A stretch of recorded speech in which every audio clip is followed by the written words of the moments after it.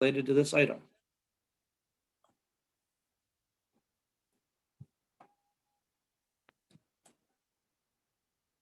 All right, if nobody speaks, then Paul, this makes it easy for you to make your typical annual comment. No, Marie's way from us now, right now, but I guess the comment is that there's always excess money in the budgets in the recent years. I can't remember when there hasn't been. We have plenty of it. We have normally, by general governmental standards, kept 15% set aside as called the typical rainy day fund. And our funds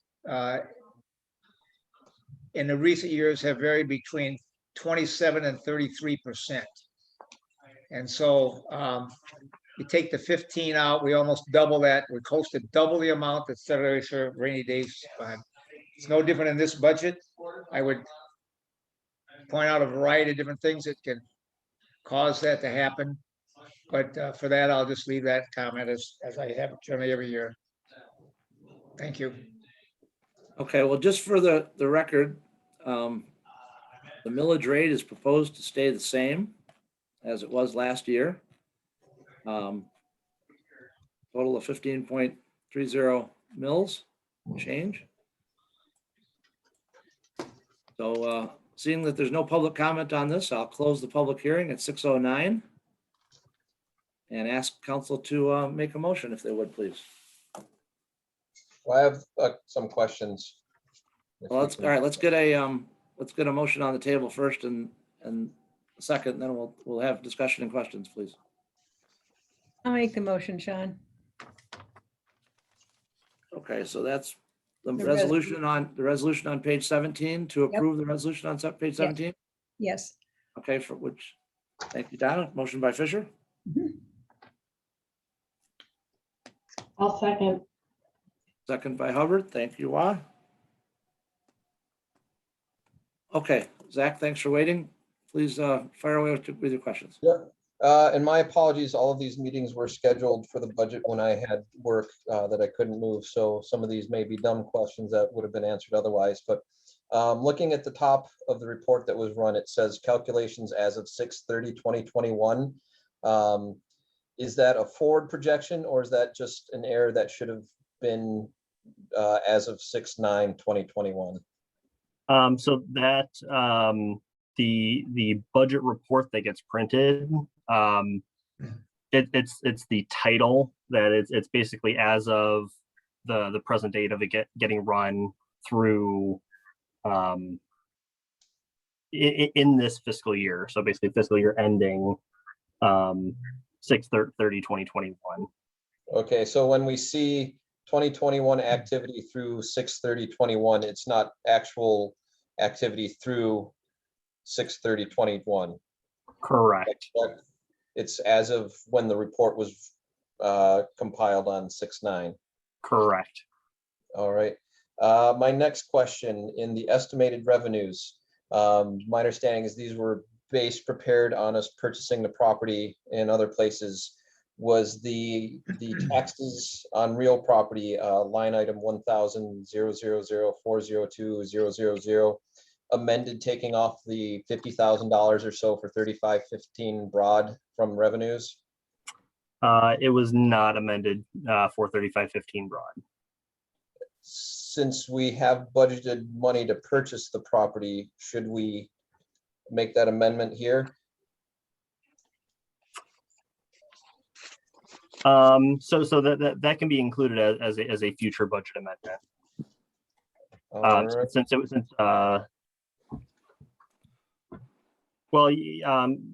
yes, for next fiscal year and the following fiscal year, you can make an amendment that says, we'll run the report and figure out exactly how much the budget is impacted, and we can do that calculation. All right, but so confirmation then, if it is roughly $50,000, that would mean instead of a $74,000 in the black, would only be 24 in the black, roughly, if that's what the number comes out. Yeah, So- that's my math. So let me just jump in here. Justin, so tonight we're trying to approve the millage rate, and then next meeting on the 28th, we'll formally approve the budget. Is that something is it, can you look into? We can, we, Um, we can prepare those edits for the adoption of the budget. That's, I think, does that work, Zach, for you? Yep. I think it's a One good other catch. Estimated revenue that needs to be adjusted for this year is the community garden plot rental, 101,000,667,004. It still shows $1,000 coming in this year. My understanding is we're not going to do it, so that should be adjusted as well. Not a big thing, but when we do these things, we ought to try to be accurate. That's all I've got. Yeah, just one, maybe this is not the right point for this, but there are reimbursement checks to a couple of us that had signed up for the community garden on the bills and payroll approval under consent agenda.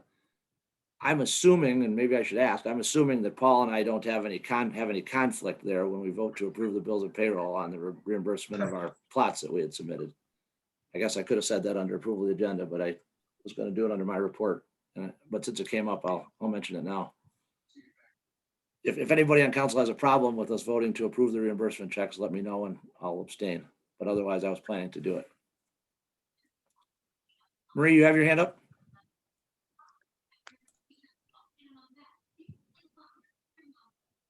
Yes, hi. On the taxes for 3515 Broad for fiscal year 21-22, that property remains taxable.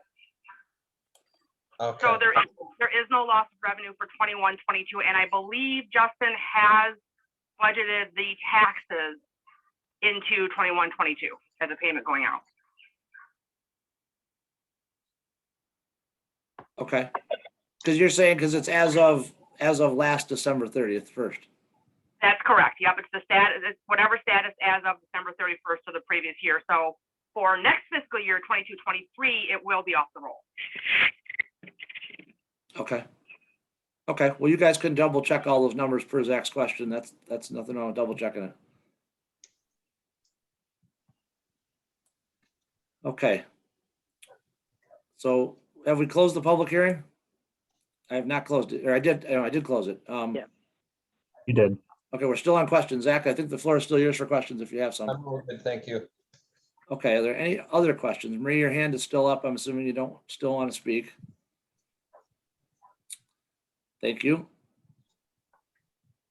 Okay, seeing no further questions, Ms. Jones, can you call the vote to approve the 2021 millage or 2021-2022 millage rate and administration fee?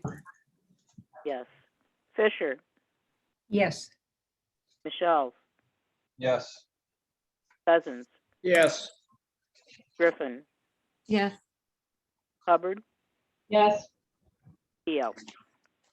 Yes. Motion carries. Thank you. We will now move on to item F2, which is our second public hearing. And it's on our 2021-2022 water and sewer rates as proposed. I'd like to open the public hearing and allow public comment. It is 6:16 that I'm opening the public hearing. Is there anyone online that would like to speak about the proposed water and sewer rates, which we approve in the form of an ordinance?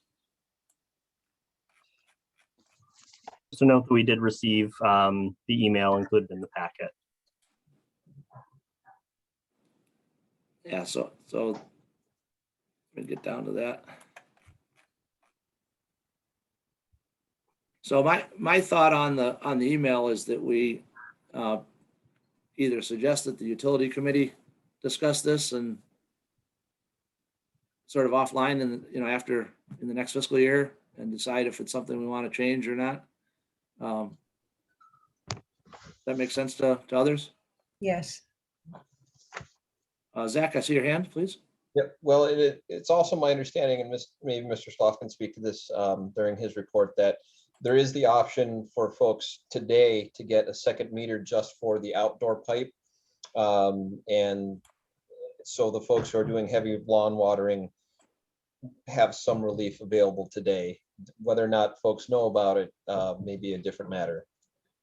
That is correct, Zach, and we have had a number of folks who have purchased second water meters for their outdoor usage. And it might be good to do a reminder in email or whatever goes out for folks to at least be more aware of it. Good suggestion, Zach. Yeah, the difficulty, and that's part of the difficulty, I think, in changing it is that so many people have paid for those upgrades. If you did it a different way, not that we can't do it a different way, but there have been a number of people that have invested in those already. Well, and ultimately, the water meter is our most accurate tool for gathering usage. Yeah, I think Jim Sherrill's point is that it's the sewer usage, the actual sewer usage is more closely what you see in the winter months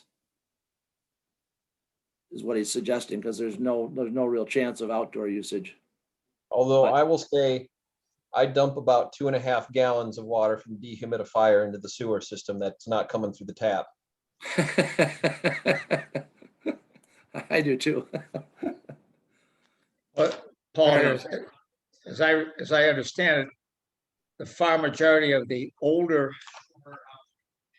part of the village city does not have nearly as many as the other newer parts because people water their lawns in a much greater percentage than those of us in the older part of the village. Is that a correct assessment, Dan? So Dan is not online tonight. Oh, Justin. Okay, Justin, maybe you can yeah. answer. Thank you. If I had to guess without looking at the different utility bills, I would have to guess that that's correct. That probably as folks or as homes have come online in the subs, folks purchase second meters versus those living in the original village. I guess that proportion is correct. That more folks in the neighborhoods have them than folks in the original village. Well, I have one, and I'm in the older part of the village, but I do it because I have a pool, and if you're going to fill up a pool or add water to it, it can add up to be a lot of water coming through the municipal that you pay for on a regular basis. So there may be a few of us around here that do that for different reasons, but I have observed that I've driven through a lot of the newer subdivisions that there's a lot of nice green lawns there. And I'm always jealous of Jim Carson's when I drive by or stop by his house because it's always a nice looking lawn. And I guess I grew up in the outskirts of a city that if the lawn didn't mow or didn't grow, I didn't have to mow it as a kid, and I felt real good about that. Okay, so. Well, anytime you change a system, the importance it's not, there may be a better system and it might be worth just having our utility committee look at this. Ultimately, we have to communicate what the change is and make sure that it's either a more fair system or that's fair to far more people than the other one now. But I think what we ought to do is have the utility committee meet and discuss it when Dan's around and our water department, that type of thing. Sean, just for point of information, do you have a second meter? I do not. Amy? No. I don't run my sprinkler very much, Paul. I haven't run it in like 3 years. Then you don't mow as much. It's good. Yeah. We only do it when the kids are playing outside in the pool or trying to cool down. Inflatable pool. mind you. Gotcha. Okay, Carol, have I closed the public hearing? Not yet. Okay, then let's close it at 6:22. I'd like to seek a motion from somebody if we can to adopt the 2021-2022 water and sewer rate ordinance. Come on, everybody likes to. I'll move motion that. To approve Cousins. water. Okay, motion by Paul. Thank you, Paul. Support Michelle's. Second by Zach. Thank you both. Any discussion? Ms. Griffin? Yeah, let me look. I think the date, I thought I had a note that the date on the resolution was wrong, but I don't think so. Is it? Let's double check. Where's the actual resolution? Yeah, it says May 22nd. That'll get updated in the final version. Okay, yeah, I think that was my only comment. I thought I saw a date that was incorrect somewhere. Okay, And it's above the ordinance in the text.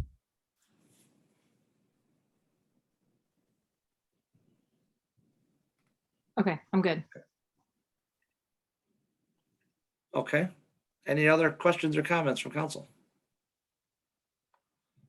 Okay, seeing none, Ms. Jones, please call the vote to approve the adoption of the 2021-2022 water and sewer rate ordinance, please. Okay, Griffin, Yes, Michelle, Yes. Fisher, yes, Hubbard, yes, Cousins, Yes, Keo. Yes. Thank you, Justin and Marie and everybody that worked on those two, the budget process of the millage rate and the water sewer ordinance. Appreciate your hard work on that. Item G on the agenda is non-arranged participation. I see we have Theo Egermont back with us. Justin, if you could recognize him, please. Hello, thanks for calling on me. I just wanted to give a quick update, especially to Councilmember Cousins. I was at the MRF today where your recycling materials go, and it turns out that they are not accepting pizza boxes. What I had brought to you last meeting was based on some research, and it turns out that many locations can take those. However, our location where we send it, they have specifically said we do not want pizza boxes. So I wanted to give you an update. I think there's potential, like just for example of how localized this can be. WWRA next door, just in Chelsea, they do take pizza boxes if they're clean. Whereas even where we send them now, they have requested not to have pizza boxes. I think they've had a lot of contamination in the past. So. thank you. Now that only makes it very painful that my son who was here this week, I said, no, to him, and now I'm gonna have to apologize. Either that or I take my pizza boxes to Chelsea and drop them off, one or the other. So thanks anyway, Theo, for clarifying that. You're welcome. And my Okay. apologies. But if I don't tell him, he'll never know. So that's another option, okay? Sounds good. It gives a whole new meaning to pizza run. Yeah. Thanks, Theo. Appreciate your comments tonight. Is there anyone else that would like to speak under non-arranged? Okay, Theo, just a reminder to take your hand down when you get a chance, if you would, please. He may have already left the meeting. No, there he is. Great. Okay, seeing no other comments, we'll move on to item H, which is communications. We have our upcoming meeting list in the packet. Are there any comments on the upcoming meeting list or comments from staff about the meeting calendar? Zach? Cap Dart is not in there, but we've already had our meeting. We're going to take vacation for July, so the next Cap Dart meeting will be in August. Okay. Thank you for that. Very good. Any And other I'll comments? just make a comment on the Chamber of Commerce. Okay. There's our meeting is scheduled as defined here, but there's been a lot of special meetings or communications about special meetings that relates to the Chamber and Dexter Days too. So I just want to let you know that that group is heavily involved. Okay. And then one item that I don't think I included on that is the upcoming Dexter Crossing in-person road meeting this Thursday.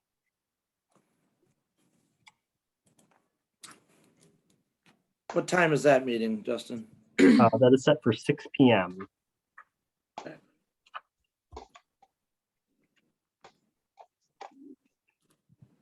And council is invited if they would like to be. Okay, Zach and I will be at the fire board meeting. So maybe there's some other council members that could attend on our behalf. Jamie, I see you have your hand up. Thanks for waiting. Yep. I don't know if Michelle's on. I think we scheduled another zoning ordinance update subcommittee meeting for Monday, the 21st. I think at 6 o'clock. I don't know if anybody else can confirm that. She's shaking her head. That is correct. Yes, Jamie is correct. We have the subcommittee for the zoning ordinance update on the 21st. At 6, right. Okay. Thank you for that. Sean, I'm Yes, sorry. I'm done. Never mind. okay. No problem. Sean, I don't know if you saw it, but somebody just sent in a screen share that they could not raise their hand because of conflict with the cable company. Internet issues. Yes, I'll Yeah, speak to and- it during my report, Donna. Oh, okay, you're Okay. set, okay. Yep. All right, I thought it just popped up and he wanted to speak now, so I was mixed up, sorry. Okay. He does apparently want to speak. I'll talk If- about if- it during if mine, he's- but it's up to you guys. If he's online, I'm happy to take his comment while we're so close. There's a long agenda, so if you could recognize Jack if he's there. I didn't have my chat open to see it, so thank you. I am here. I Hi, Jack. appreciate hello, I appreciate the opportunity. Thank you. You're welcome. So again, Jack here, resident at 435 Cambridge Drive, in the Dexter Crossings. And I just wanted to take an opportunity just for a brief moment to share the frustrations I know myself and my neighbors are having with the lack of stability we're getting out of Comcast. And unfortunately, like AT&T is not really an option. Their speeds that they offer are pretty much basically non-existent in this area. So it kind of feels like Comcast has a monopoly. And over the past 60 days, I would tell you, I've experienced more than half of them with severe losses of internet throughout the day, kind of crippling my ability to do work in and out of the city. So I just, as a resident, wanted to take an opportunity to share that with you folks. And I know that I've called several times and logged complaints with Comcast. I know the Friends of Dexter Facebook page. There's tons of communication on it there, but I don't know what recourse the city council could take, but boy, it'd be great if you folks could help support us residents out here, because it's growing to be a very frustrating concern on all of us. So. Jack, thanks for your comments on that. I tried to call our Comcast rep. In fact, I called him on Friday. And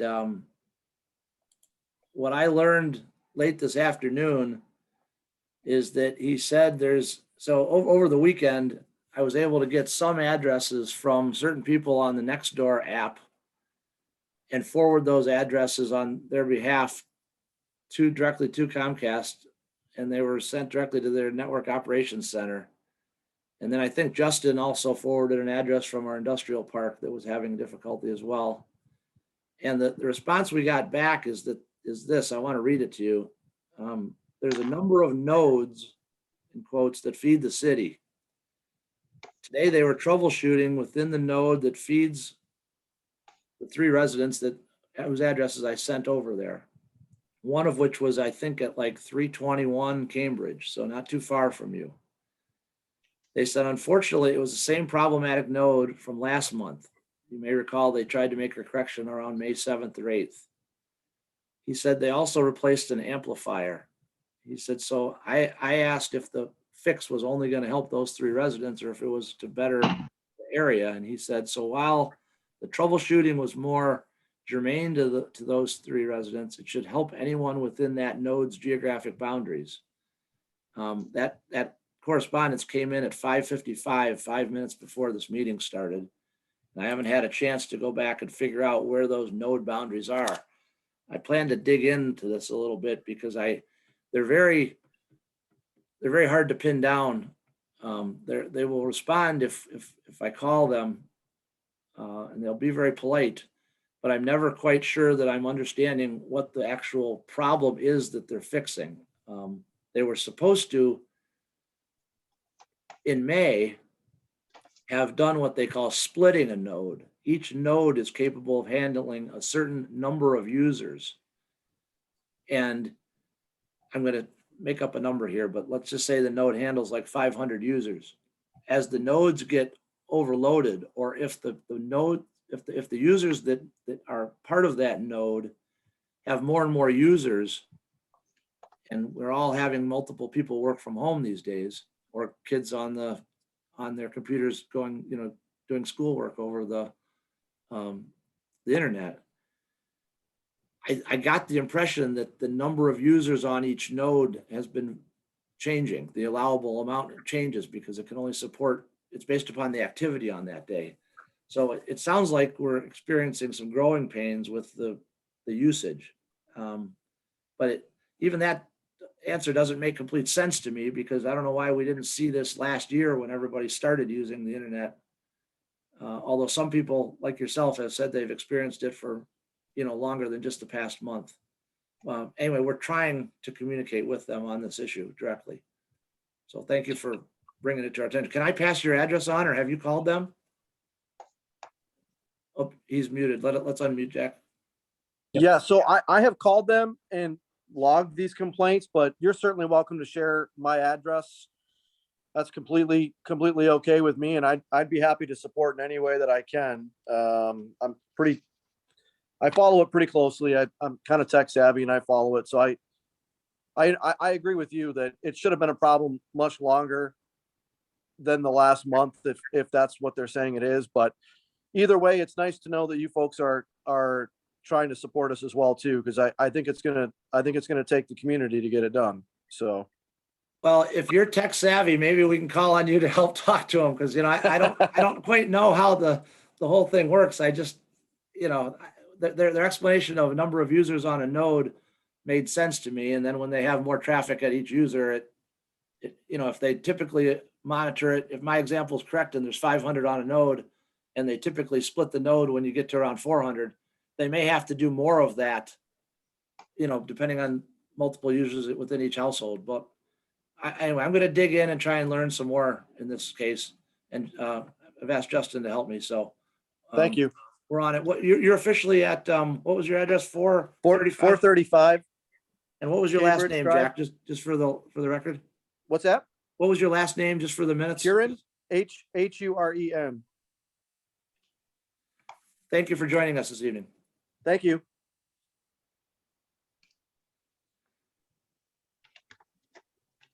Okay. Yeah,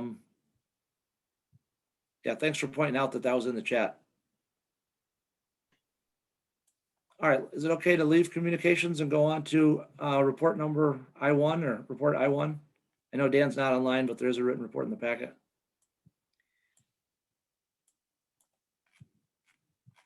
Does anybody have any questions on our superintendent's report?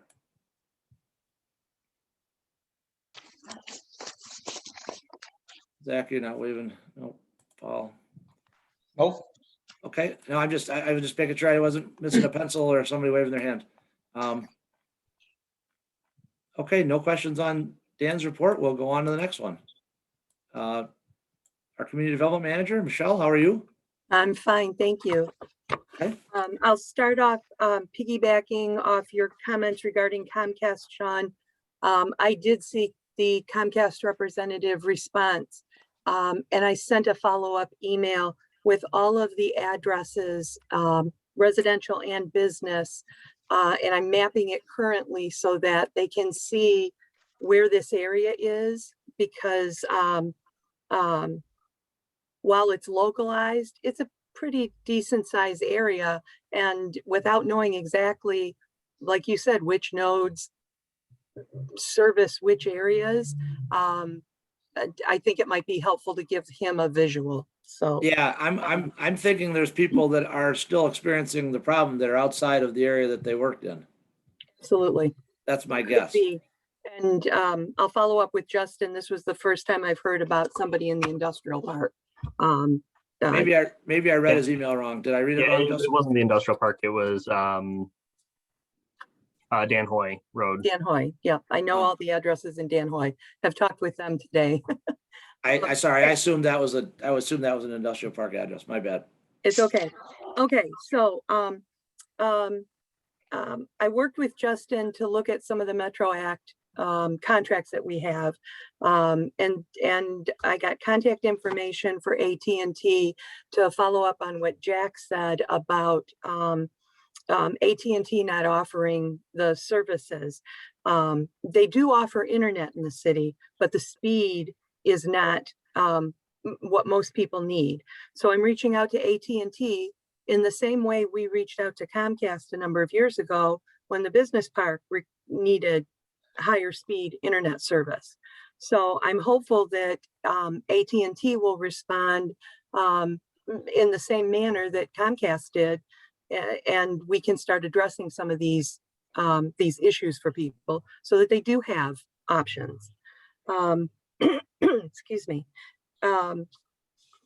Does anybody have any questions on that before I go to the next update? Okay.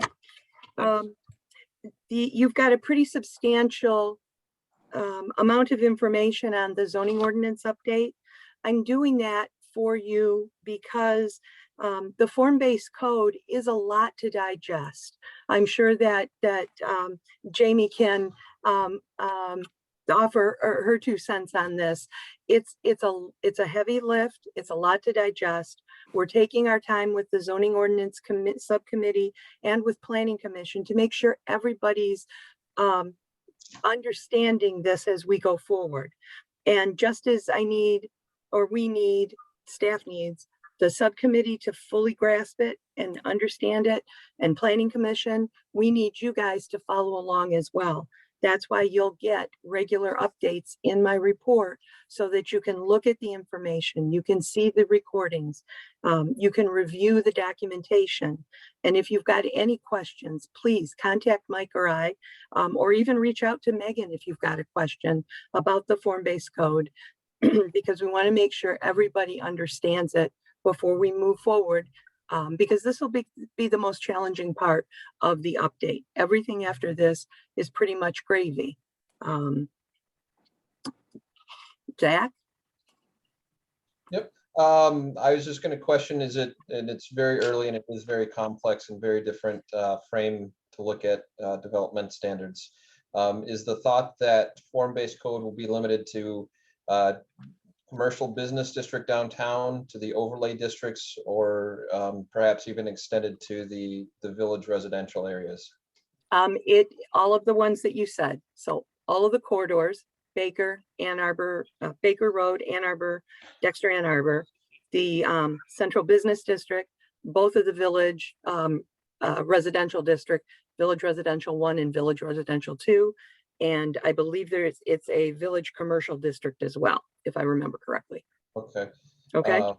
Yep. I just want to say that for the residential portion, I know there's been a lot of discussion in the past about whether or not we should have a historic district, pros and cons for that. Having form-based code is a flexible way to allow folks to build new buildings that still feel like they fit, without necessarily having all the historic preservation process in place. I will take a quick jump in for the lot width. I am one of those parcels that is 44 feet. It was split eons ago, and it works for our house, but with the size of the totes from our friends at Waste Management, I do have to move cars to get them out on the weekdays. But I think it can work in many cases, especially if your lot still goes back to the alley. And actually, I think Waz house is either another 45 or a 44. I think mine's 52. Oh, you're luxurious over there. Look at that. We looked it up at the meeting. That's all. But I do have to move the carts too, or the cars, or park in a weird way. It definitely is a benefit to back up to the alley if a lot is going to be split. Obviously, right now we can't split so that you've only got alley frontage. But it does present some additional opportunities for housing development in the city. So getting your feedback, I appreciate that. Thank you. excuse me, going on, you should have received an email today regarding Wiley Elementary School students doing a presentation tomorrow on their tree project, and it was specifically pertaining to Peace Park. I know that it's last minute. The teachers were doing their best to get everything buttoned up for their students so that they could make this presentation. So it's 9:30 in the morning tomorrow. It'll be 45 minutes to an hour. The kids are super excited to make this presentation. So if council is available, just send me an email. I'll make sure you have a link. Excuse me. We have ordered 4 banners. You'll recall the DDA has allocated funding for banners to be hung on the barricades along Main Street. So we have 4 banners being made, a plein air banner, one for the farmer's market, one that is a takeoff of our Michigan Trail Magazine ad. So it's promoting the town as well as our trail amenities. And then, excuse me, the 4th one is the banner for the summer concert series that the chamber puts on. Excuse me. We have had the request for an amendment to the outdoor service area for the beer grotto, not just for the pallets, but for the lighting that they would like to put up, the decorative lighting, and they're going to provide their own planters. We're working through that right now and expect that amended permit will be issued probably tomorrow. Excuse me. But I really have to give props to ownership of the beer grotto, because not only are they're looking at this city space as a reflection of their business. So to make the city space look good makes their business look good. And so we appreciate that. Riverview Cafe put flowers out. So we're not having to put out as many flowers, but the DDA did provide flower planter boxes that have been put up on the barrier around Dexter's Pub. You may have noticed that there are some commercial signs that were taped up on the inside of the barriers at Dexter's Pub. They did not get a permit, nor are those permitted. So Mike is working with them to get them down, and if they would like some signage, to work through the proper permitting process for that. Excuse me. Why? So you have a question? Yeah, I just want to make a quick comment on that. I think all of those improvements will look really nice. I just want to say that as somebody who drives a shorter car and often pulls across Main Street at Alpine and also from the Beer Grotto parking lot onto Central, it's already pretty hard to see over those things. So I just want to make sure those people on the corners are aware of that before they start putting stuff on top of them. Yes, definitely. Which brings me to a question for council. In regards to that driveway between Beer Grotto and Dairy Queen, there was some talk pre-COVID of making that a right turn only exit. Is that something that could be revisited, as well as on Central Street, making it a right turn only?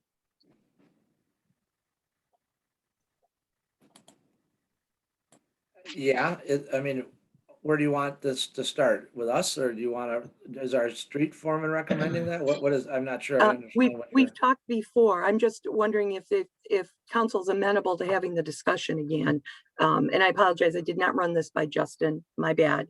But I thought I would take advantage of piggybacking off the comment that Juan made, it certainly would help with some of the site issues if people are only turning right, especially out of the parking lot between Beer Grotto and Dairy Queen. I think if the barricades are gonna propose a sight distance problem, we should look at it and, you know, there's a couple ways to correct that, so. Right, regardless of whether it's the barricades or a large truck, when the parking spaces aren't closed, the visibility issue continues to crop up, so. Zach, I see you have your hand up. Yep, I was gonna say, I support that, but I would like to have it time limited so that those times of the day when there's no traffic, that there's still free range of motion. Good comment. That's it. Thank you for that additional. problem. Unless you, excuse me, I'm so sorry. Unless you have any other questions or comments for me, my update is complete. Thank you, Oh, Michelle. no, I'm sorry. I did forget one thing. Please forgive Okay. me. 3126 Alpine.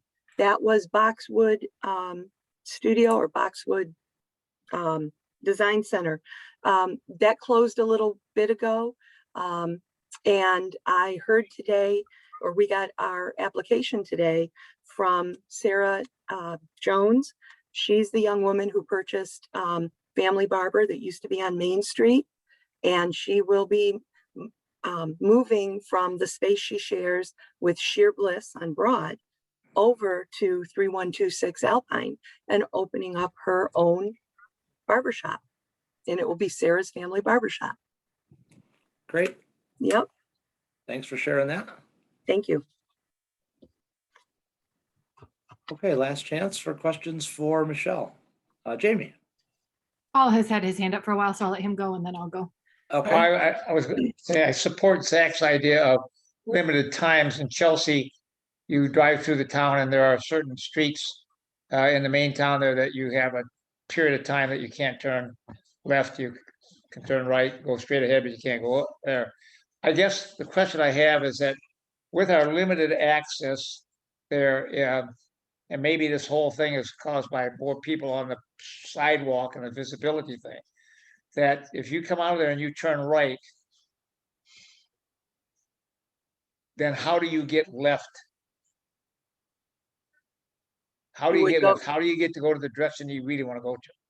You would go And- down to the first street that you can make a left on, which would be Dover, and come back around.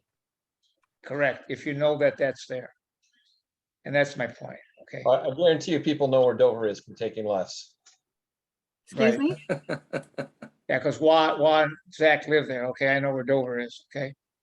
But I guess, you know, the point is that there are a lot of people that don't know the city or how to get around it. Mhm. You know, the other option is you could go all the way around, completely taking rights, on 4th Street, and then go behind the Jeffords Building and then out to intersect at the fire hall and get that way if that's where you're going. But if you're going Broad, then you got to take a right and take a left at Main Street. So, there's going to be a lot of people that if you can't go left or go straight, we caused this issue. They didn't cause the issue.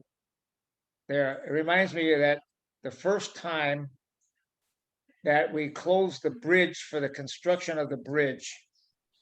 I happened to be standing there with some of the construction people and a policeman. And a lady came and she started to drive through and they said, no, you can't go through the town here. Well, how do I get to my doctor's appointment? She said. So they explained very explicitly that she was drive down Dexter Chelsea Road, turn down Parker, turn down Shield, turn down Baker, and she'd be back in the city to go to any place that she wanted. And I think she asked that twice. And finally she said, no, I'll just turn around and go home. And I'm just believing there's gonna be a lot of people that will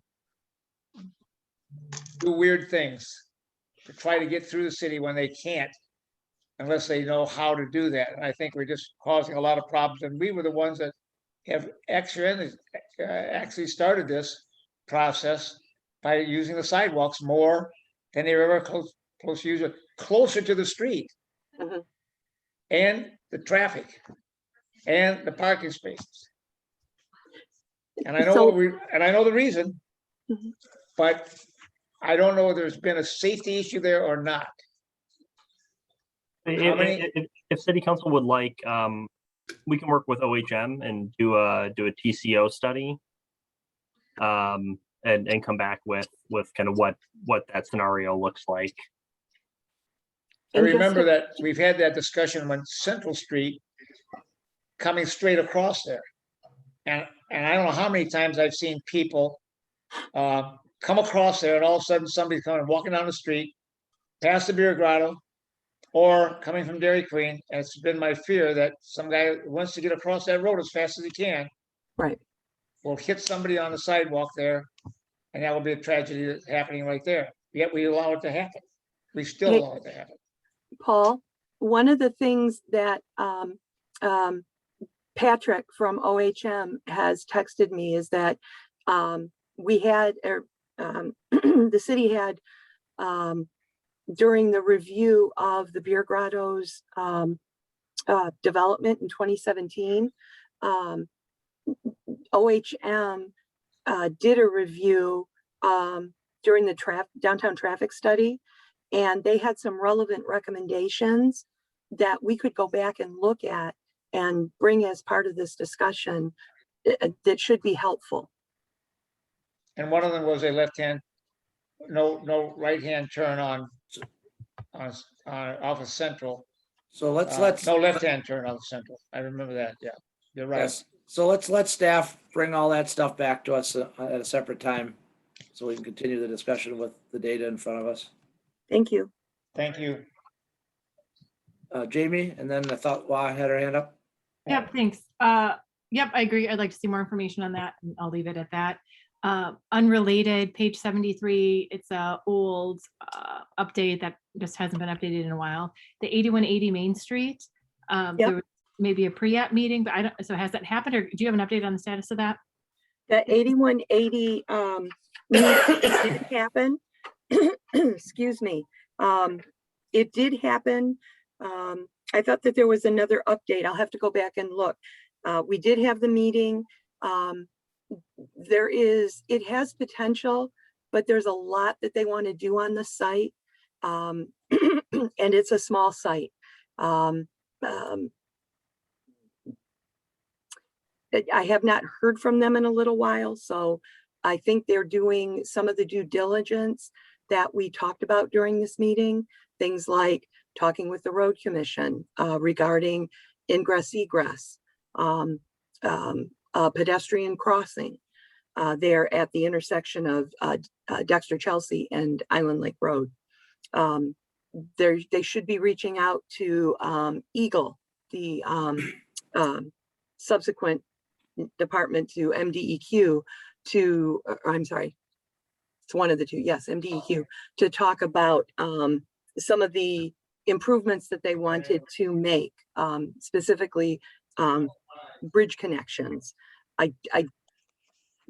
We don't think that those things are something that really can be done, but there's certain legwork that they're going to need to do. And so that's what they're looking at right now, as well as looking realistically at how much use they can actually put on the site and be able to park it, engineer it, etc., without expecting a bunch of waivers from regulations. Okay, thank you. Okay, thank you. Wah, I assume you took your hand down? Yeah, it's fine. Okay. Okay, any last questions for Michelle? Okay, Thank you. Justin, city manager report, please. Sure. I just have one update for you, and that is I'm working on a newsletter with the goal of having that go out by the end of the week. I'd like to get an item out there about the Warma recycling project and the fact that folks are going to be going door to door or bin to bin, and just make sure that everyone's aware of that process and kind of what that entails. Since they will be starting tagging next week, next Monday. Okay, thank you. That all you have for us today? Looks like Jamie has a question. Okay, Jamie? Yep, thanks. At our last regularly scheduled meeting, Chief Smith reminded us of the inadequate living conditions that our first responders are dealing with.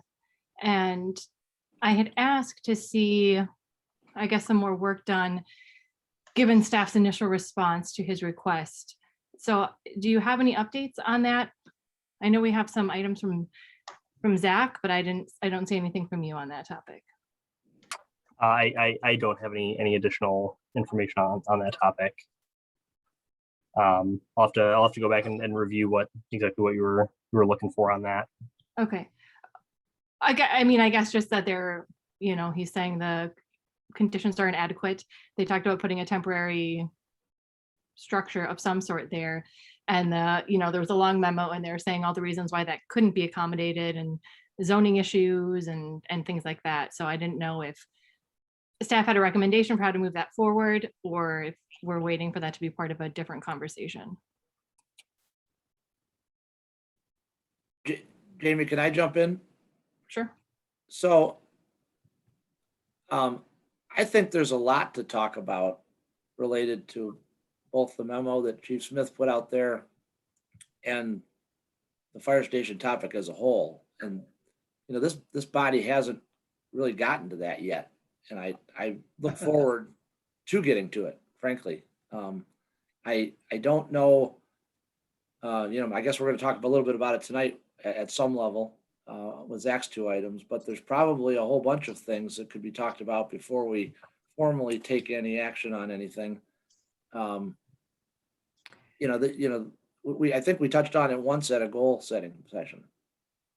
I think we need to plan some formal agenda time to talk about the fire station, just like we've talked about city offices. And I'm hoping that tonight we get past the next steps on the city office and, we get through the budget at the next meeting, and things on the agenda should open up a little bit in July. And I would expect that we'd be spending a lot of time on all of those issues. It's kind of my thought, but there's a lot to learn there and I don't know. Okay. That's kind of my thought on where we should go. I think we should agree to plan time to talk about it and then do it. Okay, thanks. Justin, you don't have anything else for us? That's all I got for you. Unless there's Okay. any other questions on the stuff in the packet. Doesn't look like it.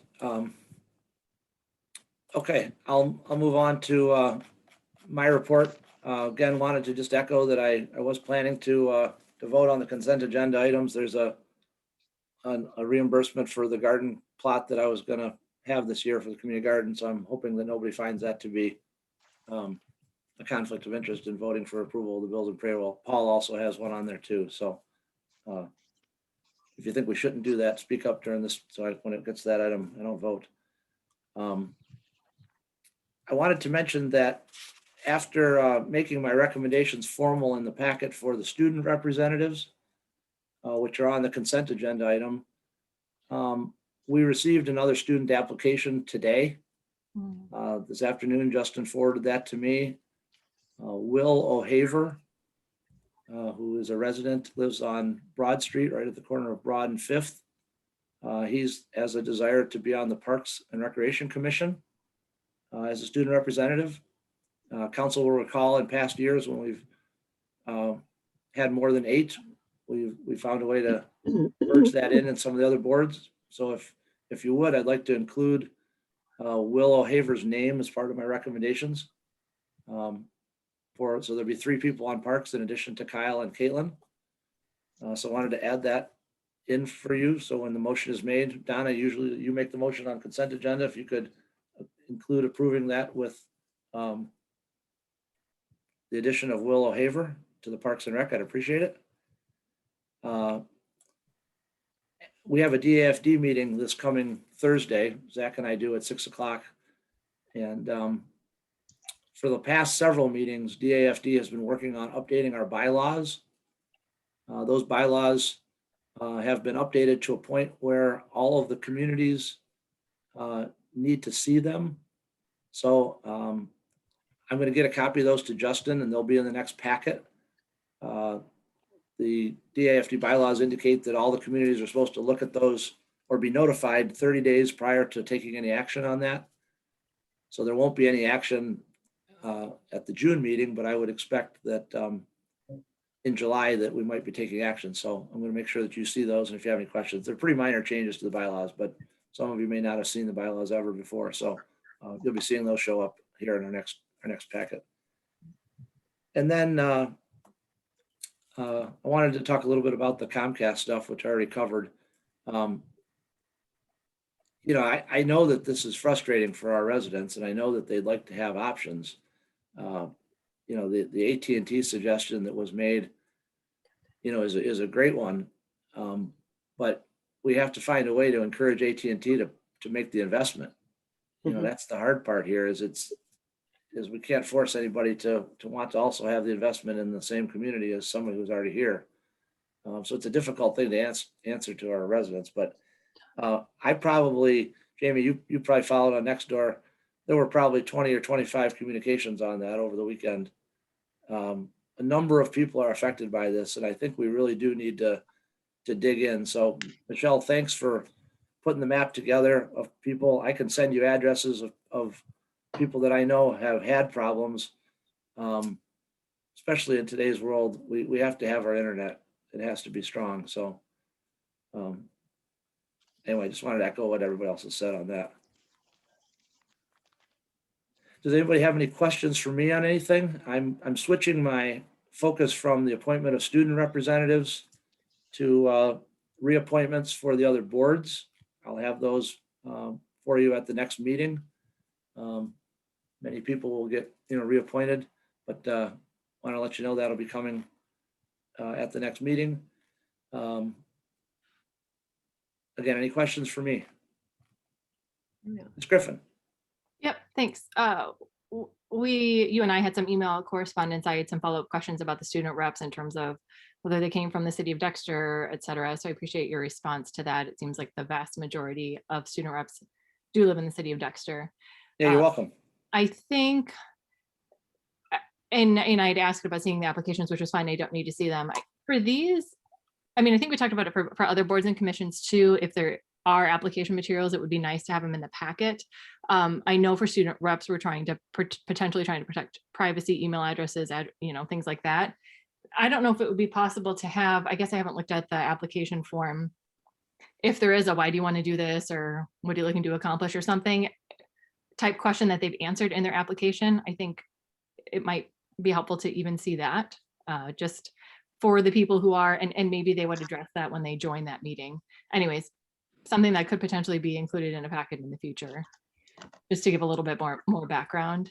Gotcha. I think the protocol, and I could be corrected here if I'm wrong, but if we have a new person that's, you know, hasn't been on the board or that's applied for a new board, I think in the past we've included those applications for the new person. If I've made a recommendation for appointment, when they're reappointments, you know, for example, if Phil Arbor on ACH is up this year, if I'm reappointing and because he wants to continue on for another term, we typically don't go back and show the old application. We just put his name down and say he's, you know, being reappointed for another term. That's been the past protocol. I haven't made them fill out a new application if they want to continue, I guess. The application does ask what they're interested for or interested in, and I think what they can offer, why they feel they're interested in, you know, what they can offer to the board that they're applying to. Mm-hmm. But happy to share those with you as the new ones come in. Okay. And again, the student ones, it's just it's been our protocol that because they're sharing a little bit of personal information and they are students, and, you know, keep it out of the public eye. Okay. And then I have one more question. We had briefly talked about the possibility of checking references on the city manager applicants. I don't know if any progress has been made on that, if that's something that we're waiting to discuss at this potential next meeting. So I almost took the initiative to do that and then thought I'd better make sure that I wasn't progressing without council's blessing to do it. I would be happy to make sure that we get those references so that if anybody wants to call them or I want to do it in an organized way. I don't know if certain different people want to hear the answer directly or if we all want to be able to call the references. I am going to be asking Marie to set up a workshop and I will make sure that everybody can be there. We'll find a day, even if it's Saturday or Sunday, where we can all do it to talk about this, where to go next with this. I think checking the references is a good idea, Jamie. I just didn't want to overstep my bounds. Okay, right, yeah, I agree. I don't know what the logistics of that, what that would look like. Whether we want 6 people calling them or not, so. I mean, I'm happy to do it if council is willing to let me do that. I'm used to checking references all the time, but again, didn't want to overstep my bounds on that. So, but you will see a doodle poll request from Marie, and it's going to have a lot of days on it over a couple week period, so that we can try and find the best opportunity for everybody to get together on that. Okay, thanks. Yeah, you're welcome. Appreciate the questions. And John, back to the internet item. Yeah, Justin. The other thing that we may want to talk about at some point in the future is there are things called, I think it's called neighborhood ISPs or backyard ISPs, where basically individuals are able to procure the equipment necessary to basically start their own internet service provider. And I believe that we do have a couple of those that exist in the area. Not in the city, but in the area. Okay. Well, if there's good ideas out there, Justin, I think we're worth discussing them. Okay, I'm going to move on to consent agenda. Remembering that we pulled off item J3, was it? J4. Sorry, J4. Right, so we just have items J1, 2, and 3. Go ahead. Yes, please. I move we approve the 3 items listed on the consent agenda, bills and payroll in the amount of $305,330.49. The approval of the student rep appointments with the inclusion of Will O'Haver for parks and for the park use permit for the Black Belt Academy. I believe the Black Belt Academy is one that got pulled. Oh, I'm sorry. I thought it was the bicycle races and training. Well, let me take the Black Belt off of my motion here and put back in the Vito Club Summer Training Clinic and Races. Okay, thank you, Ms. Is Fisher. that right, Jamie? Is that what you? Yep. Thank you. I'll second it now. Thank you, Paul, for seconding. Ms. Jones, please call the vote to approve the 3 items on the consent agenda, J1 through J3. Yes. Fisher, Yes.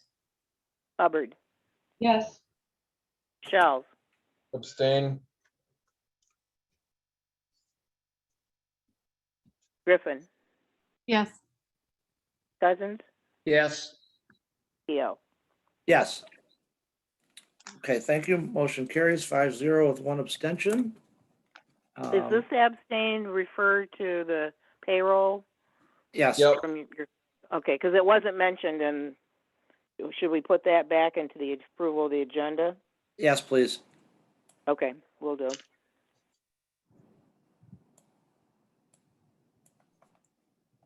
Okay. Justin, if you could scroll the agenda a little bit, please. Okay, we are into old business. We have 3 items of old business. Old business item K1 is consideration of a resolution to authorize the execution of closing documents for the purchase of 3515 Broad Street and to designate signatories. Ms. Fisher, you have your hand up? Yeah, I do. Do we have a motion made from the that we're bringing forward from the workshop, or do we need to make that tonight? There was a motion made at the last meeting. You made the motion, support by Hubbard, to adopt the resolution. Okay, And then there was a motion to postpone action on that motion. okay, so the action Right. tonight that we need to take is to put it back on the table, correct? Or to take action? So it's still, that motion is still on the table. Yep. Okay, I'm good Motion then. Fisher, Thank you. second Yep. Walk, correct. All right, thank you. Nope, thanks for reminding us of that. Okay, is there any discussion or Justin, any updates that were you able to following the amendment? Or why don't you fill us in on what you've done and if you've been able to communicate with the seller? Yeah, so I have reached out to the sellers, and we're working with the city attorney to set up a time to get that amendment signed and finalized. Okay. Any questions by council? This is a pretty big step. I'm very happy we're at this point. Zach? Just wanted to ask some questions that don't necessarily need to be answered right now, but to frame everyone's mind. So with the priority one elements, our total purchase occupancy cost is closer to 2.7 million. Is that correct? Someone who's better with the math on that? So yeah, if you take just the priority one items, I want to say the priority one items were 820 something. yeah. So Do you know, does that include parking lot work? it does. So it doesn't include mill and fill of the parking lot. It would involve basically seal coating the parking lot. All right. Have staff had any discussions about mowing or maintenance, whether or not it's going to be TPW or someone that we're going to be contracting with to do that? It would likely fall into the DPW rotation. All right, it's good to throw that out. Well, Mr. Slaff is not here. Same thing for snow. Is that going to be a DPW responsibility or a contractor? So sorry, what was that? Snow removal. No, Oh, snow. DPW. All right. So the DPW plows our other facilities. So Yep, and when I worked for City of Mount Pleasant, in parks, we were the ones who cleaned all of the city sidewalks and public spaces. And our first stop was City Hall. We got in an hour before they were supposed to be there, so we'd have time, and everyone at City Hall showed up an hour and a half early. It was glorious. The wait, have we received any information from any folks who want to use the 300 unit on a permanent basis? we have not.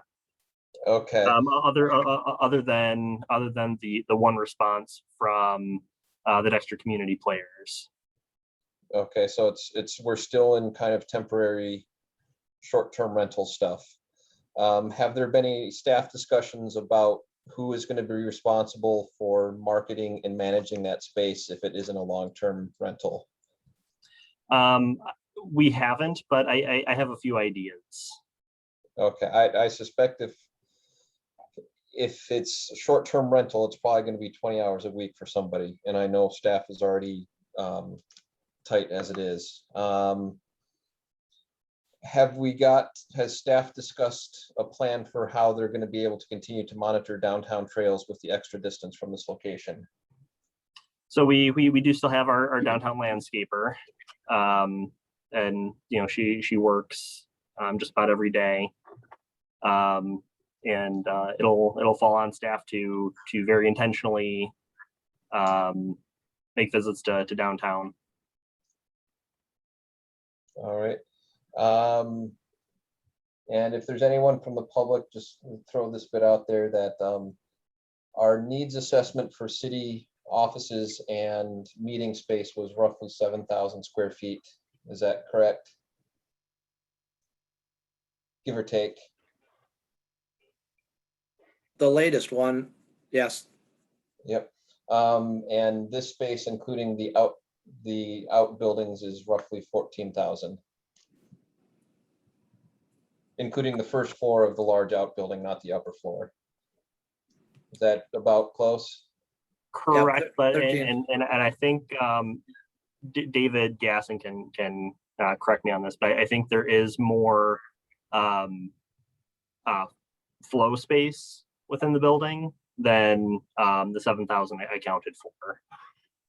Yeah, narrow buildings tend to have much more hull as a percentage of the floor footage. All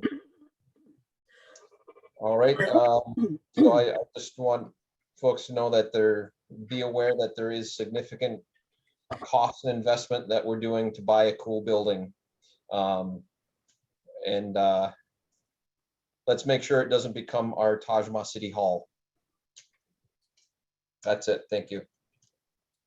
Thanks, Zach. Wah?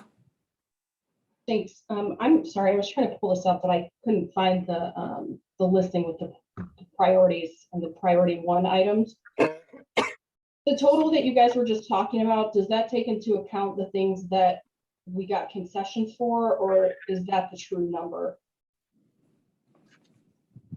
So it includes, it doesn't include any of the concessions. So that says that number was as if we were doing the priority 1 items as they were listed. Okay, and what I saw in the packet is that the wording was that we aren't necessarily doing all of them right away, correct? Yeah, so at this point, we can really kind of pick and choose those items that are kind of most critical. Yeah, I just want to make sure, because from my perspective, I just want to say that, you know, some of that is going to be routine maintenance, and to say that it's 2.7 is a little bit, like, upfront is a little bit deceptive from my perspective, because it doesn't necessarily all have to be done right away. And some of that can be rolled into the next couple of years as routine maintenance on the building, which we would have for any building that we owned. And then my other thing I wanted to point out in terms of the needs assessment was, I believe we talked about this at a previous public meeting, about how that needs assessment was done prior to the hiring of a couple of, at least 1 staff member, if not 1.5 staff members. So that needs assessment is outdated a little bit, first of all. And then second of all, for including the outbuilding can be used by not just city staff, it can be used by other departments as needed for storage. So I don't think it's a true comparison to say we need 7,000 and this is 14,000. I think it's, you know, somewhere in the middle, and I think it's appropriate. And I think that, yeah, I mean, I guess that's all I have to say for now. Jamie, thanks for waiting. Yeah, thanks. So I'm entering this conversation, this whole discussion 20 years into it, right? I mean, at least it's been a long time. So at the last meeting, I said, you know, oh, wouldn't it be great if we could have considered a combined fire station, city hall, maybe at this Meadowview site. Clearly, we are where we are in this process. And given that, given the information we have in front of us and the information that I was able to consider during my time on council, these 6 months or so, you know, I guess I will stand by what I had said in the last meeting, that the options that I was able to consider, this seemed like a good one among those. And I would have liked to consider a combined city hall fire station, but we weren't able to do that. Suppose we had, given the cost of building materials, et cetera, perhaps even that would not have been a net benefit financially relative to 3515 Broad. So all of that taken together, I will be supporting this. I just wanted to, I guess, give a little bit more context to the statements I made at the last meeting and my votes at the last meeting.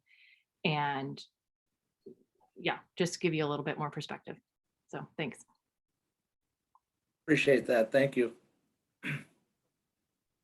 Yeah, I think to all three of you, you know, all good points. Zach's very open, very upfront about you know, facts and the history.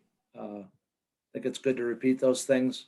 Wah, your points about context and, you know, when some of the facts were created and how we're using them, and all good. I think it's great if we're getting through this together. You know, it's a good site, I think. I think it's gonna be it could be a good place to call home. So I'm excited about calling this vote if there's no more questions. This would be a huge accomplishment for this community. Seeing no hands, or is there a pencil waving? Paul, you're okay? Well, I had thought about some comments here and just, I guess briefly is that, you know, it's interesting how we modify our positions over the period of time. You know, it was too far away. One building was too far away from the center of the city, and now we're now too further away, but across the tracks, okay? We put a lot of emphasis by a number of some of the councilmen, in fact, Julie, when she left, about the historic site of this. It is, but it doesn't mean that that should be a priority for us to purchase it because of its historic. It's the use that we need and this the value to the community, and it's able to be used. Okay, the fact is that we set some parameters, and now it's by anybody's picture, whether using outbuildings or not outbuildings, it's double the size of anything that we had talked about. Those are facts that you can say that we know. We all know that. The cost, we will see that, and we weren't too far off of building a new building, or maybe as Jamie suggested, adding, you know, almost $3 million, $2.5 million to another building to put it on top of a fire hall or the side of a fire hall. All those things come together, and we make the arguments, and then we say we found a place because it happens to be available now, and we know, all of us know, there's nobody who's been in those offices know that that place is not adequate for this city. We know that. All the staff knows it up there. Anybody that works up there, anybody goes to a meeting up there. If you come in and pay your water bill, it doesn't make any difference to those people one way or the other where they pay it. They'll pay it one way or the other. If they come in there for tax issue, they'll know to pay their taxes there. It's a space where you walk in like any other city hall, and you probably don't move more than about 20 square feet in the whole building. Any citizen will know that. It's not a citizen issue. It's our issue, our staff issues, us on the council who know the issues. And the citizens really, in my opinion, from what I've been able to talk, don't really care where it is or how it's used. They have very little contact. If you take all the citizens here, they have very little contact.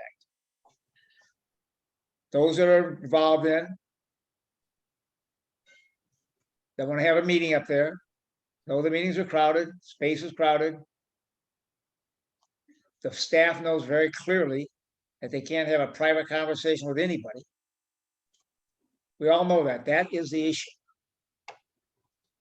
And yet some of those things that we have felt were so important now are thrown out because it's a good deal. And I just marvel at the way that we switch, as the old saying goes, horses in the middle of the stream. When it feels that we need to make a decision. And I'm like Jamie, I have questions. I think there are better options. But I'm going to vote for it because I think this will be a solution we have. I do not in any way voting for this think it's more of a priority than the fire hall, a new fire station. And I hope we have the same ability to modify all those negative things that we said about fire halls throughout this period of time and look at it as a benefit for this city that will be there for many citizens as they drive by, as they see the protection that they have in the city, and as that fire hall and police station provide for this community. close to schools, close to industrial park, visible, and adequate. And certainly away from the worst traffic issue that we have in this city as it comes through the viaduct and backs up on Main Street, and that isn't going to change. That was never going to change if we put the fire hall back and remodel the present one we have. So I hope we have the same ability to change horses for those that need to change horses in the middle of the stream, or those who have fought for this for a long time that think it's the right thing to do. I will vote for this because I think at this point in time, it is the right thing to do for this city, but I can't point out the inconsistencies as we come to this decision. Thank you, Paul. Anyone else want to speak this evening? Okay, Ms. Jones. Oh, Jamie? Very real quick. This was the one, the resolution where I noticed the date was wrong on page 113 of the packet. Yep. I just wanted, it says 9th of June. So, Oh, yeah, because it was from the last meeting, carryover. right. Yeah, okay. Note of that. Yeah, we'll get it corrected at the top, right? Makes sense. Okay, Ms. Jones, please, we have a motion by Fisher, second by Watt to approve the resolution to authorize the execution of closing documents on the purchase of 3515 Broad Street and designate signatories. Please call the vote, if you would, please. Okay, Cousins, Yes. Hubbard, Yes. Fisher, Yes. Rochelle, Yes. Griffin, Yes. Keo. Yes. Thank you, everybody. Motion carries. We have a new home for our city offices. Item K2 is discussion of 3515 Broad Street next steps. Justin, if you could take over this item, please. And David Gasson with Partners in Architecture is on the line as well. So with moving forward with closing, the next step after that is going to be potentially a capital project to make improvements to the building. And those have been somewhat outlined on page 132 of 174. There are kind of preliminary architectural renderings also included in the packet. So Partners in Architecture has provided a proposal or a preliminary proposal for next steps, which was included in the packet as well. So when we did the wastewater treatment plant project, we selected a architect slash engineer, and we worked with them through the bidding process, and we ended up bidding out a variety of different services. And they served as the inspector and as the engineer and all of that. In talking with David, if we want to go with Partners in Architecture, they don't do general contractor services, but they do inspector services. So one option might be to use them as the inspector, but then bid out to a single general contractor the entire scope of improvement services. And so I wanted to kind of throw that option out there and start to get feedback as we look towards that capital project.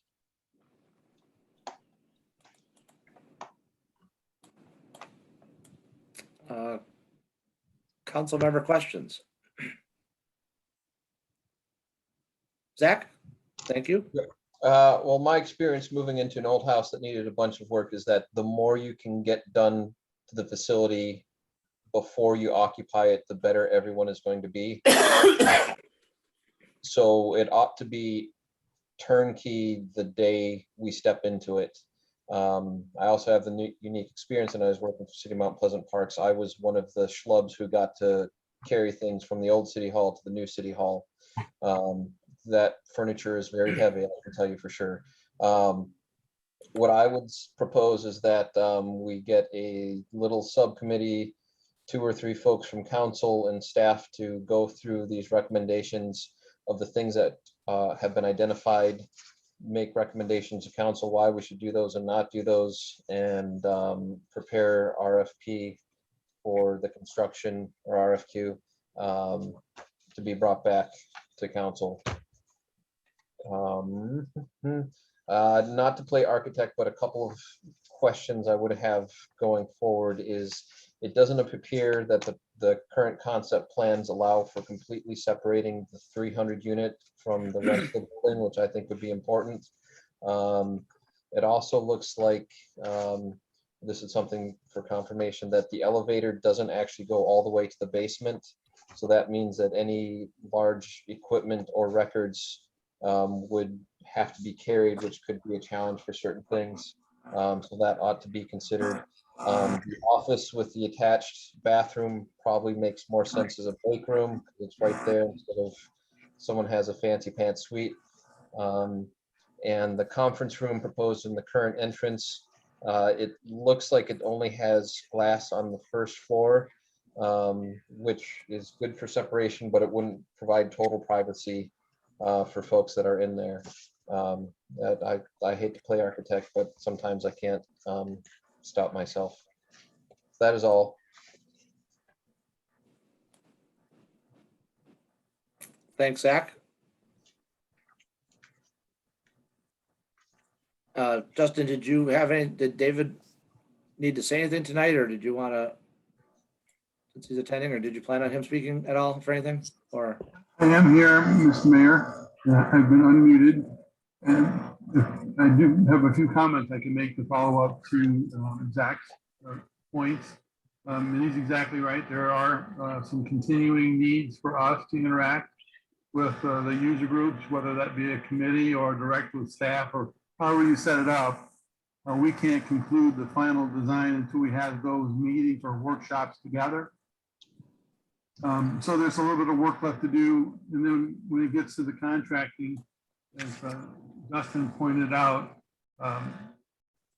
we're suggesting from a benefit to the city standpoint, a single contract versus us managing multiple contracts is more beneficial to you to end up with your desired solution. So it's not one guy saying another guy didn't do their job, therefore they couldn't do theirs. If you have a single entity responsible, it'll end up being a better move-in situation.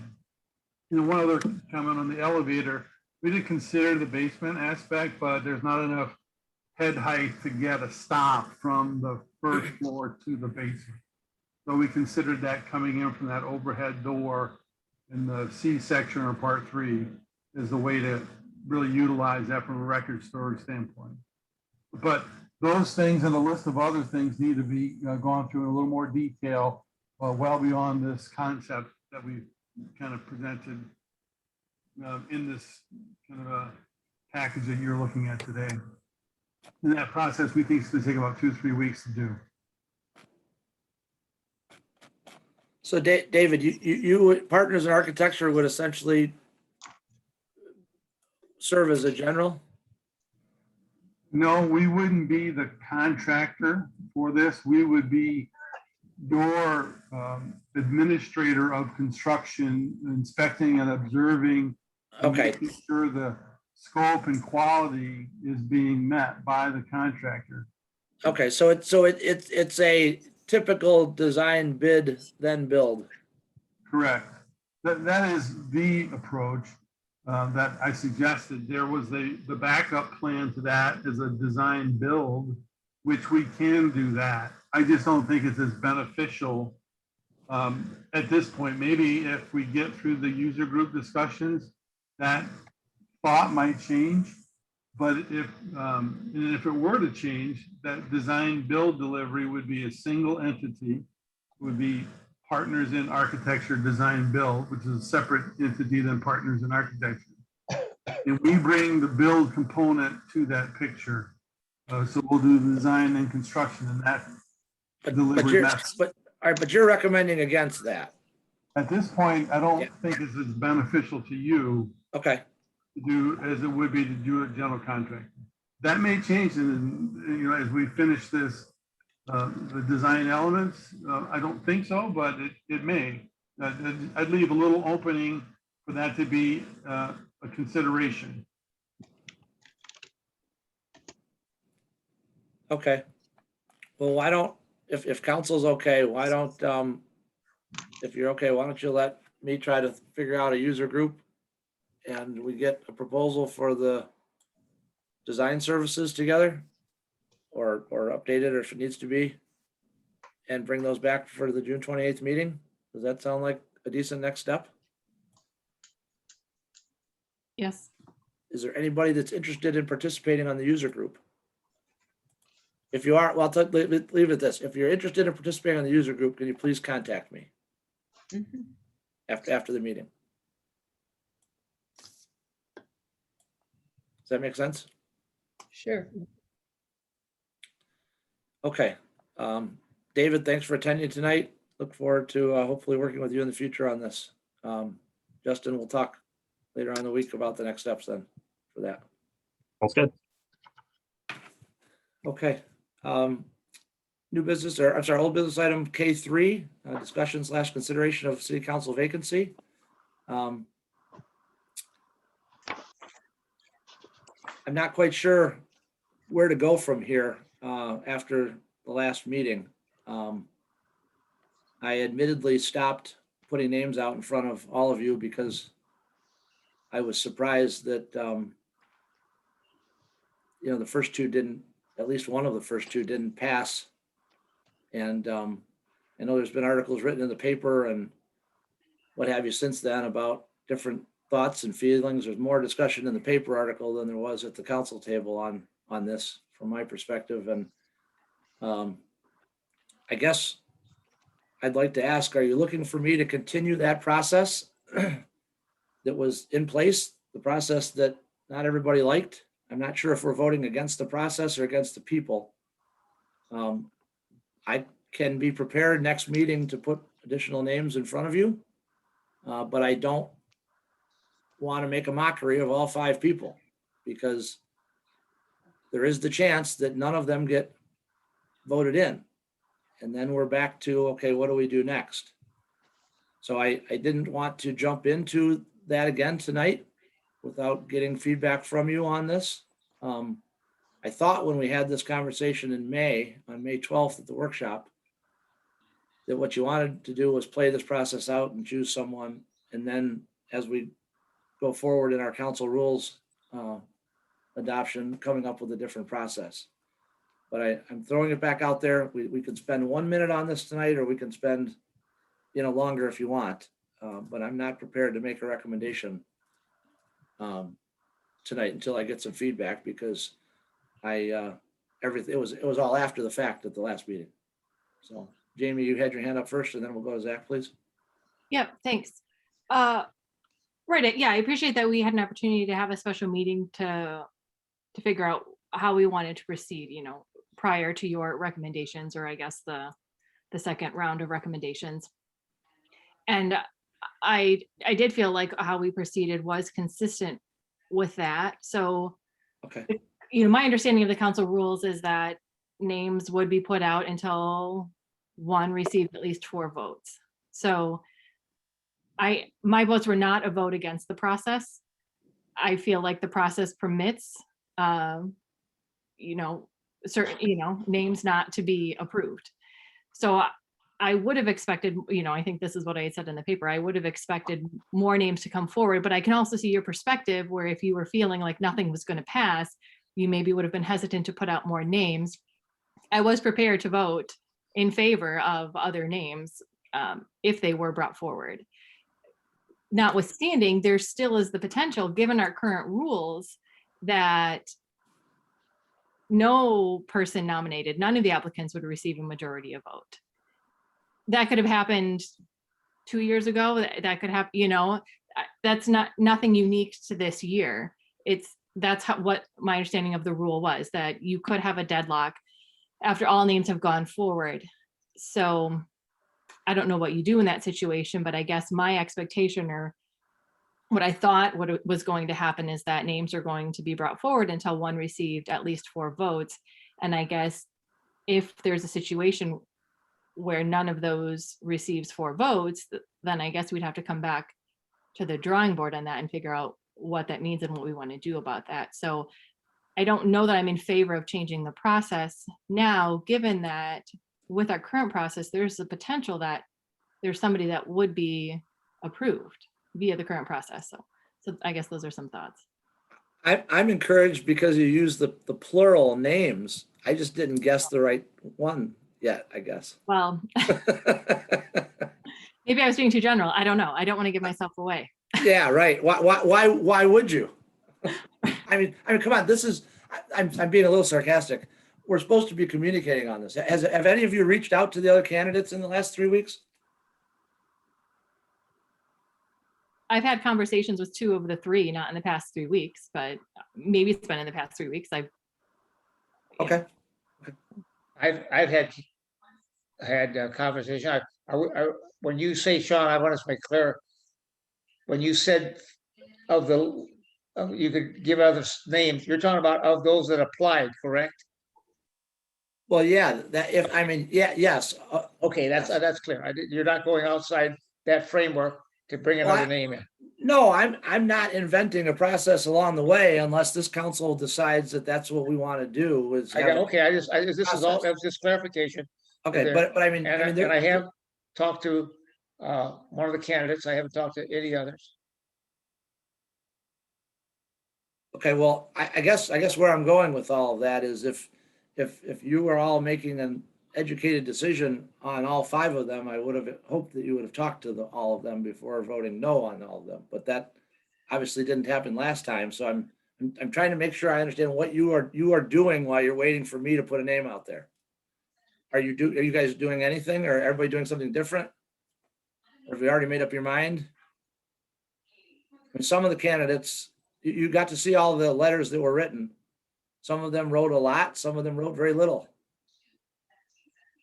So I'm just curious as to how you're basing your decision, because if you were in my shoes, what would you be doing? And some of them have attended many, many meetings, and some have never attended a meeting. Very correct. Some have attended many, many other meetings and some haven't. Zach, thanks for waiting. Yep. I'll start with just a general question and then a couple of comments. I'll try to keep it quick. I wanted to clarify that this portion of our rules was originally drafted in or about 2001. Would that be correct? 2004, April of 2004. Okay, so they actually predate our charter. Correct. Okay, so I think there's something in the memo that said that they were written to clarify the charter section. Just wanted to clarify that it was something we inherited from Village Times. Yeah, Zach, but to be fair with that, we needed a process when we were a village, and becoming a city, many parts of the charter are not that dissimilar from when we were a village, and the architects of that understood that we had a process in our council rules, and we've approved those council rules with that process at least twice, maybe 3 times since the charter was approved. Yep, well, to speak to where we're at now, I do believe if I had a penny to throw into the hat, that we ought to go through the remaining 5 candidates. There are members from there that I am prepared to vote for. I do think, since it's been a while since we've all seen the materials, that doing it tonight is probably not the best, that we ought to receive all of those materials from them, that mayor keeps going to 5 until we get someone who gets the 4 votes. If we can't get someone, then we look at the process again. But I'm pretty sure that there are some folks that will get the 4 in there. I'll step back kind of for the bigger picture thing. Those of you who know me or have even just listened to me speak know that I love divergent philosophies and positions. There's a lot of strength to that. If everyone is pulling on the same oar, you're just going to go in circles and you leave yourself up to not being open to potential opportunities if you have diversity of experiences and all that stuff. The challenge though, if anyone has read Miss Kern Goodwin, Team of Rivals, about Lincoln running the Civil War, is it does take a lot more effort.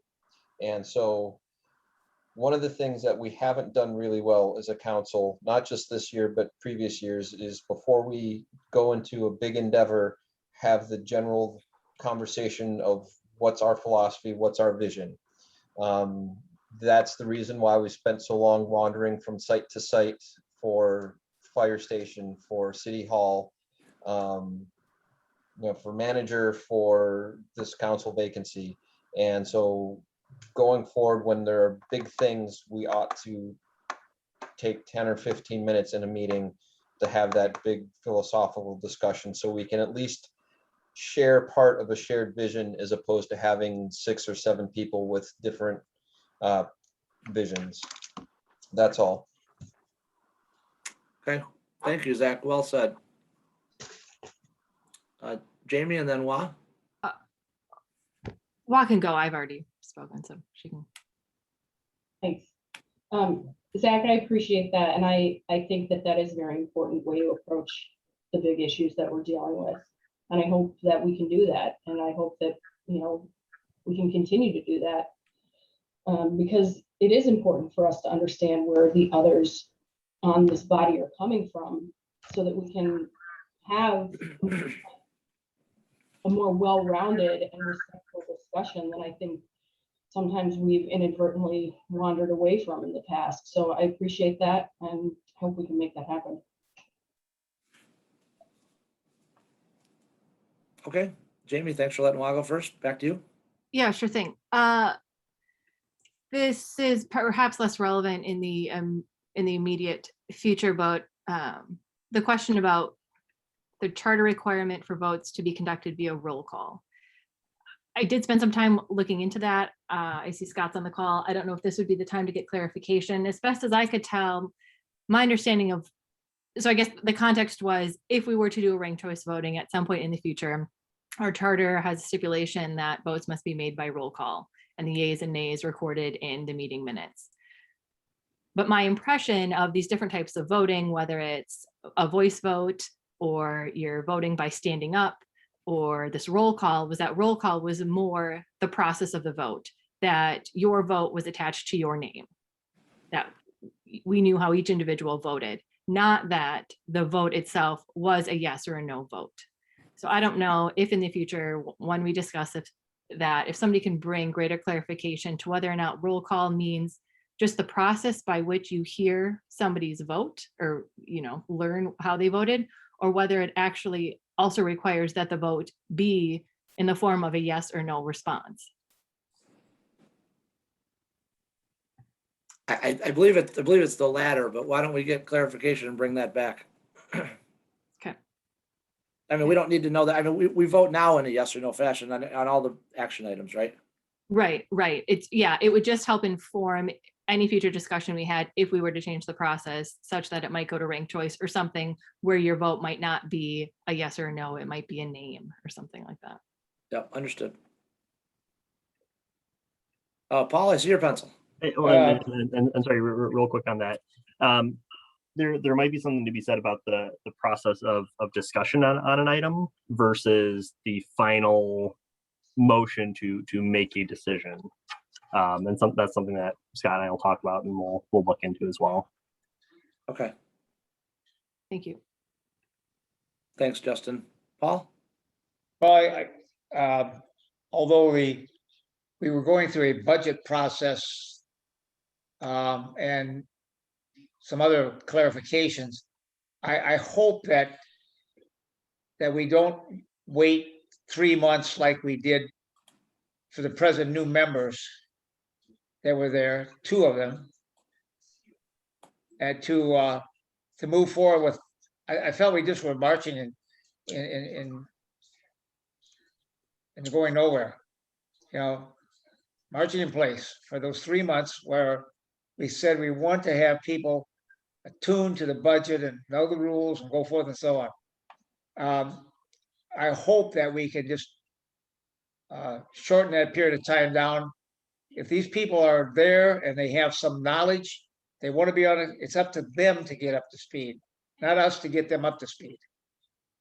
And so what would you do if we waited for 2 months or 3 months for this person we're going to appoint now before we do anything? And I think that's what we were doing there. I just thought we weren't moving forward with, they needed more clarification. They need to know the history, fire hall, city hall, all the above, budget, rules, Are you talking about the extra goal setting workshops we had? any of those things that we, not those, just a period of time there, Sean. It seemed to me like we were, that, you know, that we were saying that we needed these things for people to get caught up. And so I don't know if it was extra goal setting or just, I never said caught up. I said we need to get to know each other more than once. well, that's, I said we'll that. know each other. And I think so- I think that's paying dividends. Well, it may be. I think it is too. I agree with you. The question is, you know, are we going to do that where every new member, what if somebody quits next month or 2 months from now? Well- You know, I don't think we need that period of pause, I guess I would say, to get us all caught up. You know, you're going to get caught up well enough by getting in and mucking with all the rest of us to get the stuff done. So I just thought that we were a little slow on moving it forward. Maybe I'm wrong, but I really did feel that it took us a long time to get what I feel up to speed. And I think that word was used, up to speed, before with some of these new members we had, and we had 2 of them. And if we have 1 or 2 next month, or 1 next month, I just hope that we can move a little faster on that. That's my goal. That's my purpose of stating this. Thank you. Okay. Thank you. All right, so I will figure out how to continue the process for the June 28th meeting then. Is that fair? Yep. Okay. Thank you, everyone. Let's go on to new business or old business item K4. Sorry about that. Old business item K4. Discussion of the conflict of interest ordinance. Jamie, we didn't put this on as consideration because at the last meeting, if you recall, we asked you to work with staff to put, together a version that you thought was more complete than where we were at. So why don't you just take a few minutes to go over what, maybe not every word because we've all read it, but go over the highlights of what you thought was missing and why you, inserted the draft that you did so we can think about it. Okay. Right. Yeah, sure. Thank you. And thanks for letting me do that. You're very welcome. So I think the primary change or place I was looking to expand was in our definition of private gain. So previously it was restricted just to the public official themselves and or their immediate family. And based on other examples I had seen, and just, I guess, my personal belief, I felt strongly that that net should be a little broader. And because it's in these situations of private gain that we are looking to explicitly sort of by default prohibit participation. And I guess we have some more questions to answer when it comes to what that actually looks like. So I found some guidance from this electronic code of regulations that the federal government uses, and they specifically call out, and I've added this at the bottom of page 152, adding in an organization or entity which the public official serves as officer, director, trustee, or general partner, or persons with whom the public official has or seeks employment or business relations. And I've then further changed where it says that benefits not shared with a substantial segment of the public. I thought it made sense to specify city of Dexter residents, but all of this I'm looking for feedback on. So that I think is one of the major changes I made, and with the goal being trying to widen the net of people with whom the public official might have a relationship with, who might have some financial benefit from a decision that that public official is making. I wanted it to be more than just immediate family. So that's where that came from. And a couple of other edits are just for clarification. In my memo, I outlined some questions for council. Let me get up to that. So so I'm open to feedback on that. How do people feel about the relationships that I've added? Are there others they would want added? I think the electronic code mentions friends. I don't know how you would go about defining that. So I tried to broaden it in a way where there were clear definitions. I think we need to talk about what behaviors we would want to prohibit, either in these situations of private gain, or when a decision's been made that there's a conflict of interest where we don't want somebody participating. It seemed like in different sections, there were different behaviors mentioned. So in section 4, it talks about, you shall not vote on or participate in any deliberations on, but then in section 5, it then also talks about, leaving the meeting room until discussion or consideration of the matter. So it wasn't clear to me if all those things were applying to people when they've been excused. Made some clarification about the vote required for censure versus and the vote required for removal, I guess, from the committee. I think originally it said unanimous. I reduced that to majority. That was the example that I had seen in other locations. I also have a question, and this is for counsel, for the attorney or staff. The charter mentions that the ordinance shall include the statement of purpose, et cetera, et cetera. I'm looking at page 150 and page 2 of my memo. It says, and insofar as permissible under state law shall provide for fines and imprisonment for violations. I don't think we have anything about fines or imprisonment in our charter. I don't know if this language means that we need to have something explicitly about that or not. So that's just a question. I don't know if that's something that's missing or we're fine if we've met that requirement. And then I do want to talk a little bit. So there were those 2 MCL, I guess, state laws that I included reference to the last time we talked. One was the public officials and public contracts, and then there's also the State Ethics Act. I do want to have some conversation about the State Ethics Act, specifically the part where it talks about public officials and employees not participating in the negotiation or execution of contracts, making of loans, granting of subsidies, fixing of rates, issuance of permits or certificates, or other regulation or supervision relating to a business entity in which the public officer or employee has a financial or personal interest. So the State Ethics Act is specifically calling out personal interests with a business entity. And in our private gain definition, we call out financial interests. And so I want to make sure that whatever we're putting in the conflict of interest ordinance isn't giving the impression that something is okay or permissible when it's been explicitly prohibited elsewhere. And so I think it's important that myself included, everybody else here, we understand exactly what that means. And I guess I have some specific questions in there, basically what sort of relationship with a business entity would constitute a personal interest, and to be sure that that's somehow incorporated into our ordinance so that people aren't misled unintentionally. So I guess I'll leave it at that.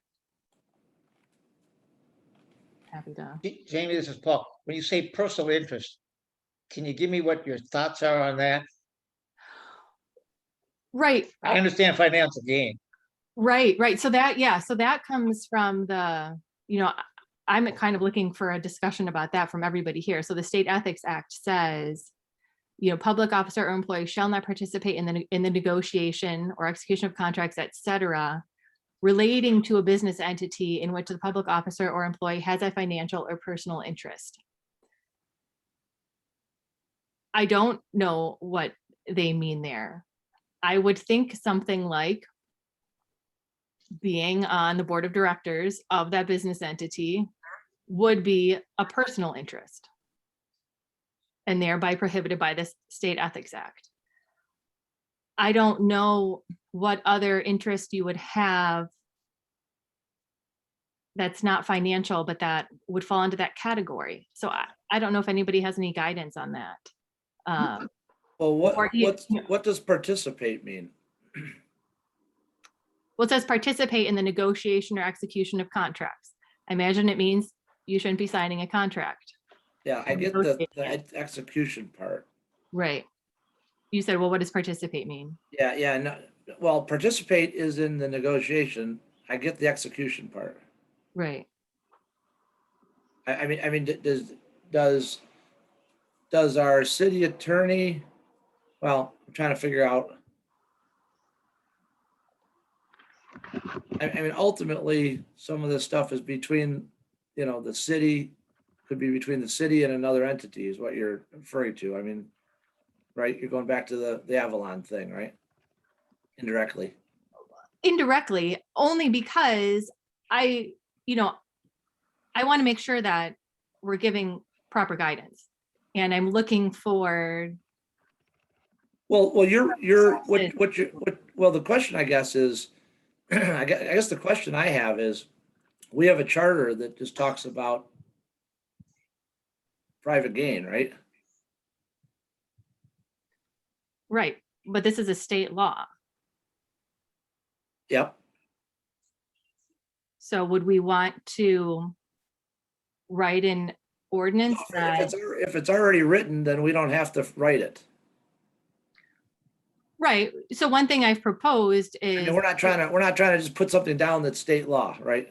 Right. Some people, I mean, some ordinances do that. Some ordinances repeat a good chunk of the public officials and public acts law in their conflict. I know, but then you're subject to change it every time that somebody else changes something. Right. I mean, I've proposed adding it to the part of the charter where the public officials and public acts law is referenced, this, the supplement to state law, section 10. And given that I've added it there, and given that we are bound by this, I understand it to prohibit the participation of people on, if I were on the board of directors of Polco, the survey company that I'm already conflicted with, suppose that there was no family relationship there, and I was just on the board of directors of this survey firm. To me, that constitutes a personal interest in a business entity. And to me, that would violate the State Ethics Act to be. Okay, what's a business entity? Is a nonprofit organization a business entity? As best as I could tell, yes, but, I don't know whether and to what extent we can get actual legal advice on this.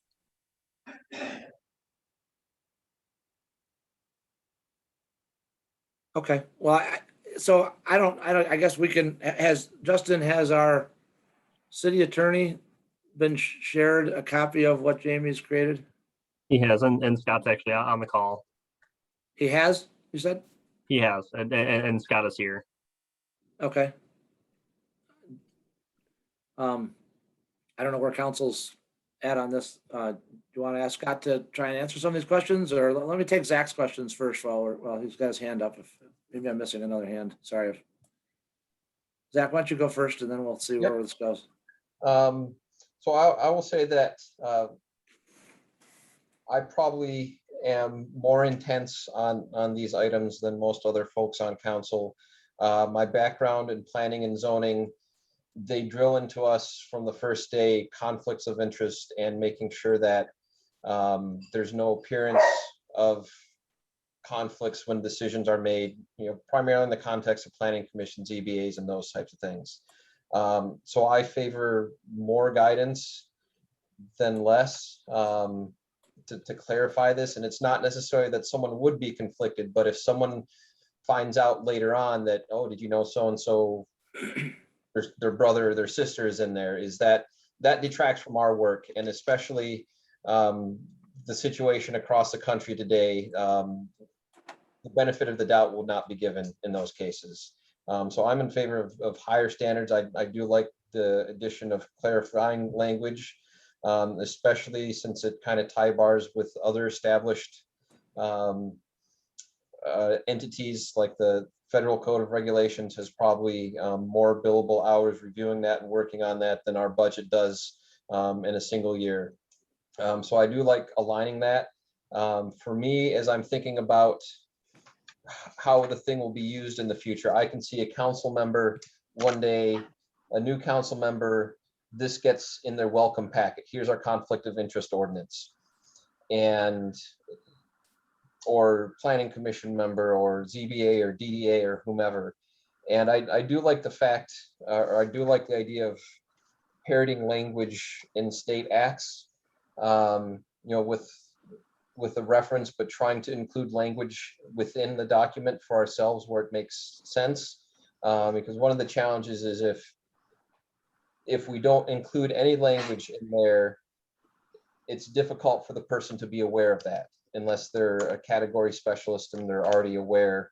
So where it makes sense, I would like to include language. One other thing that is going to be on my list to make proposed revisions for is not in the actual text, but in the process language. So like section 5, the disclosures, I don't have any issue with the languages there. But for me, the paragraphs read very dense, and I think it would be very difficult for folks to follow. So if I get spare time, yeah, which will be interesting if that happens. But if I get spare time, I want to try to parse that out into more digestible sentences. So it's more like a computer code with one sentence versus an LSAT word problem where you have to sort through which cruise ship can go to Jamaica after it's been to Bahamas, but not before it goes to Nassau. And that's all that I have. Okay, thank you, Zach. Good evening, Scott. Good evening, City Council. I just wanted to make a couple of comments. Let me see if I do that. First, you know, of course, the most important thing from my standpoint is to draft an ordinance that reflects what council wants. So, you know, these drafts obviously be updated, revised as the discussion proceeds. So that's the first thing I wanted to say. The second thing is the beginning of the discussion and the drafting of the ordinance started simply from the language in the charter that deals with conflicts of interest. The language in the charter is really fairly limited. And in some ways you could say it's not super helpful. But I suppose the beauty of that is that the council drafts an ordinance that reflects the goal of the charter, but then can expand as much as they want. And so, you know, the genesis of the ordinance has really been from the conflict standpoint. Councilmember Griffin's reference to the Ethics Act, you know, that's just, it's a little bit broader because that's something beyond conflicts, but certainly appropriate. And many townships, or I should say many municipalities, do have, in addition to a conflict ordinance, they do include ethics provisions. One of the difficulties, or perhaps one of the reasons that the ethics statute was not referenced earlier, is that from my understanding from reading the Ethics Act and the other material that I've read, it really does not apply to city employees. It's not intended to apply to city and township local government personnel. It's really only provided, directed at the state level. So the concepts contained in the Ethics Act are certainly applicable, helpful, relevant, but that's one of the reasons why I had not referred to it in an earlier draft, just because I don't believe that specifically that its terms apply to local government officials, although the language that it uses could certainly be included in the ordinance. So that's one of the reasons I kind of wanted to explain that ethics issue. And then, you know, again, Councilmember Griffin's comments, especially on the clarity, are good, and related to what Councilmember Michelle said, certainly could be, you know, most ordinances can be edited yet another time for clarity to try to make it clear. And of course, the goal is really, as we said in the workshop, it's to try to create the best environment where, you know, the citizens of Dexter feel like the government is operating with a high degree of integrity. And so ultimately, you know, if council broadens the language of the ordinance, it may need to, maybe it makes more sense to change the name of the ordinance so that it refers to more than just conflicts. You know, could be code of behavior or some such. But again, I just wanted to make that quick comment about the origin of the ordinance and where it came from, as to why it has appeared in this form to date. So those were the comments I wanted to make, just at the, you know, just based on the things I heard just now. Thanks. Thank you, Scott. I don't know if Jamie or Zach had their hand up first, so Zach, I'll let you go first. Oh, I didn't know my hand was still up. That's just lag hand. Oh, no Sorry. problem. That makes it easy then, Jamie. Yeah, yeah. So the State Ethics Act has, it seems like I guess three purposes. It says here, prescribe standards of conduct for public officers and employees, and then creating a state board of ethics and prescribe its powers and duties. So prescribe standards of conduct for public officers and employees. And its definition of public officer says a person appointed by the governor or another executive department official, including an elected or appointed official of this state or a political subdivision of this state.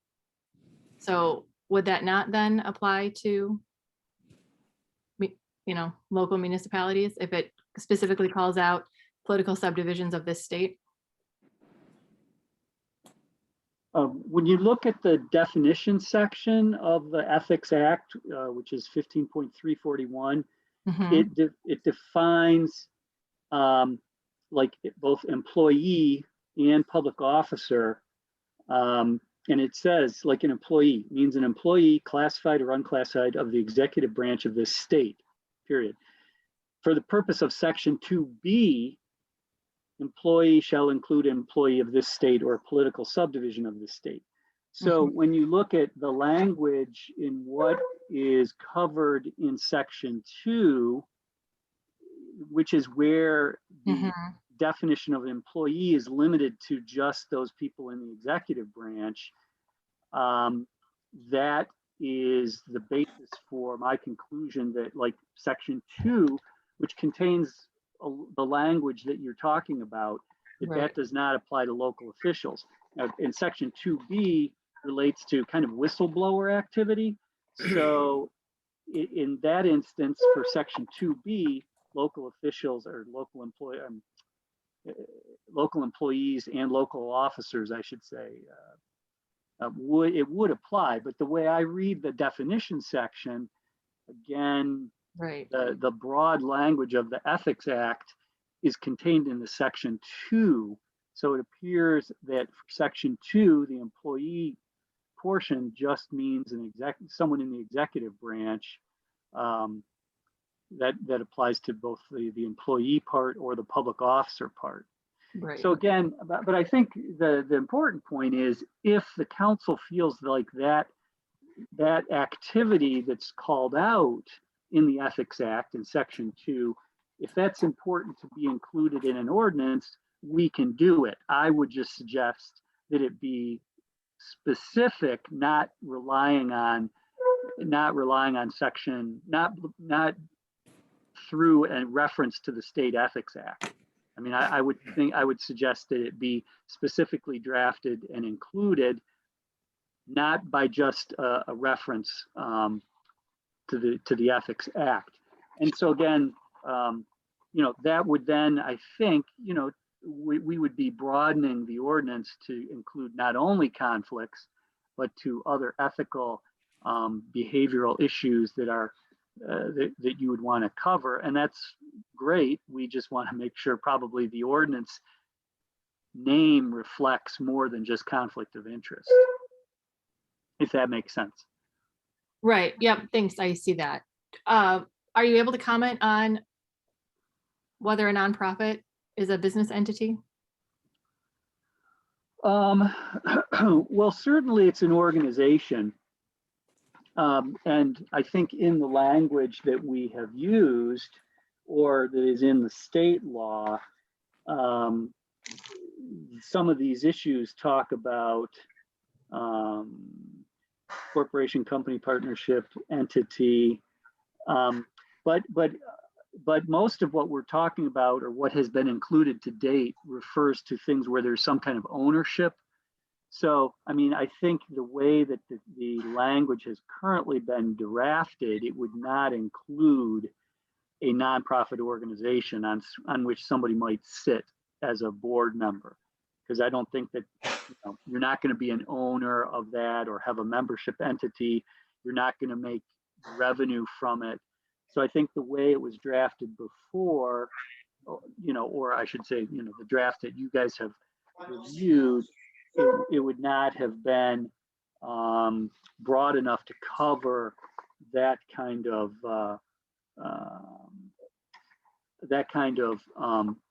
relationship. With this exception, Councilmember Griffin, I would say that, one of the things that we did in the prior drafts was it allowed, like in the section, the definition section with conflict of interest, there was kind of a catch-all provision where, a person could feel, gee, I think there could be a conflict, even though it wasn't called out specifically in one of the enumerated instances. And while that perhaps leaves too much discretion up to the individual, it certainly could have included someone's membership on or sitting as a director of a nonprofit. But I think that the way the draft had been written prior, it wouldn't have automatically counted. Was that helpful? Right. Yeah, I think there's a big difference there between a formal business entity and a nonprofit. I mean, when you're volunteering your time for a nonprofit where there's no gain, I think there's a difference there. And I think we're broadening the heck out of it if we're trying to include that. Personally. Paul would like to make a comment when it's appropriate. Yeah, go ahead, Paul. I'm I sorry. know, I just want to get in line. Yeah, go ahead. Jamie, I thought still was going to make a comment. Are you finished, Jamie, or you? No, you can go ahead. That's fine. Well, I have felt from the beginning here of this discussion that I had no problem to redefine the conflict of interest if we felt that was necessary. But to your point, Sean, the nonprofit thing was the one that has me stuck. So let's go back. With Avalon Housing, it was just not Avalon Housing. It was Avalon Housing and Faith in Action. Okay.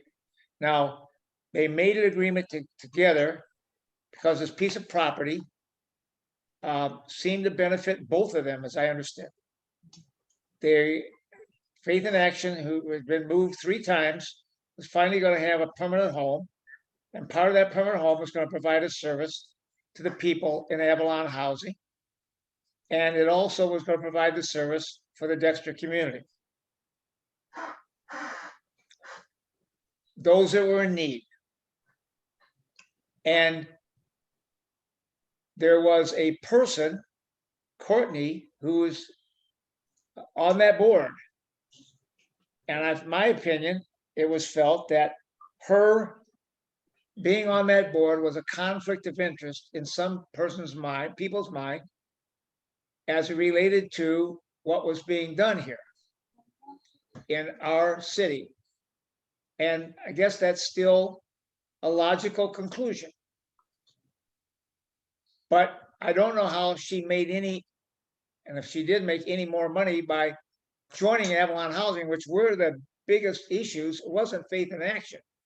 Nobody complained about Faith in Action at any point in time being the city, and that it was somehow not providing a service and was detrimental to the city to even be here. So because of that, they were kind of drug into the whole process here. And maybe Courtney's, maybe if in your opinion, and maybe others, that was a conflict of interest. But then some of the rest of us got drug into it too. I clearly, when we were having the meetings, specified that I supported Faith in Action. I supported it financially. I had given money. When I say I, my wife and I have given money to that organization multiple times. I'm in the Rotary Club. The Rotary Club has a portion of their garden, community garden, that they provided food throughout the summer when it was grown to Faith in Action. No profits were made from any of those. We gave the food away and we worked our butts off to hoe, to sweat, to do all the things that were necessary.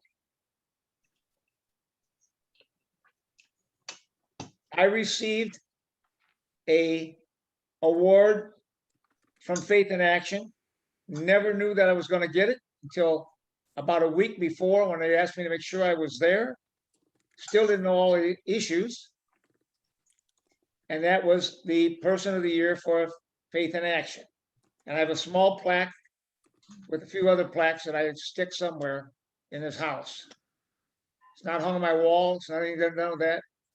It was a nice honor. It passed, and that was it.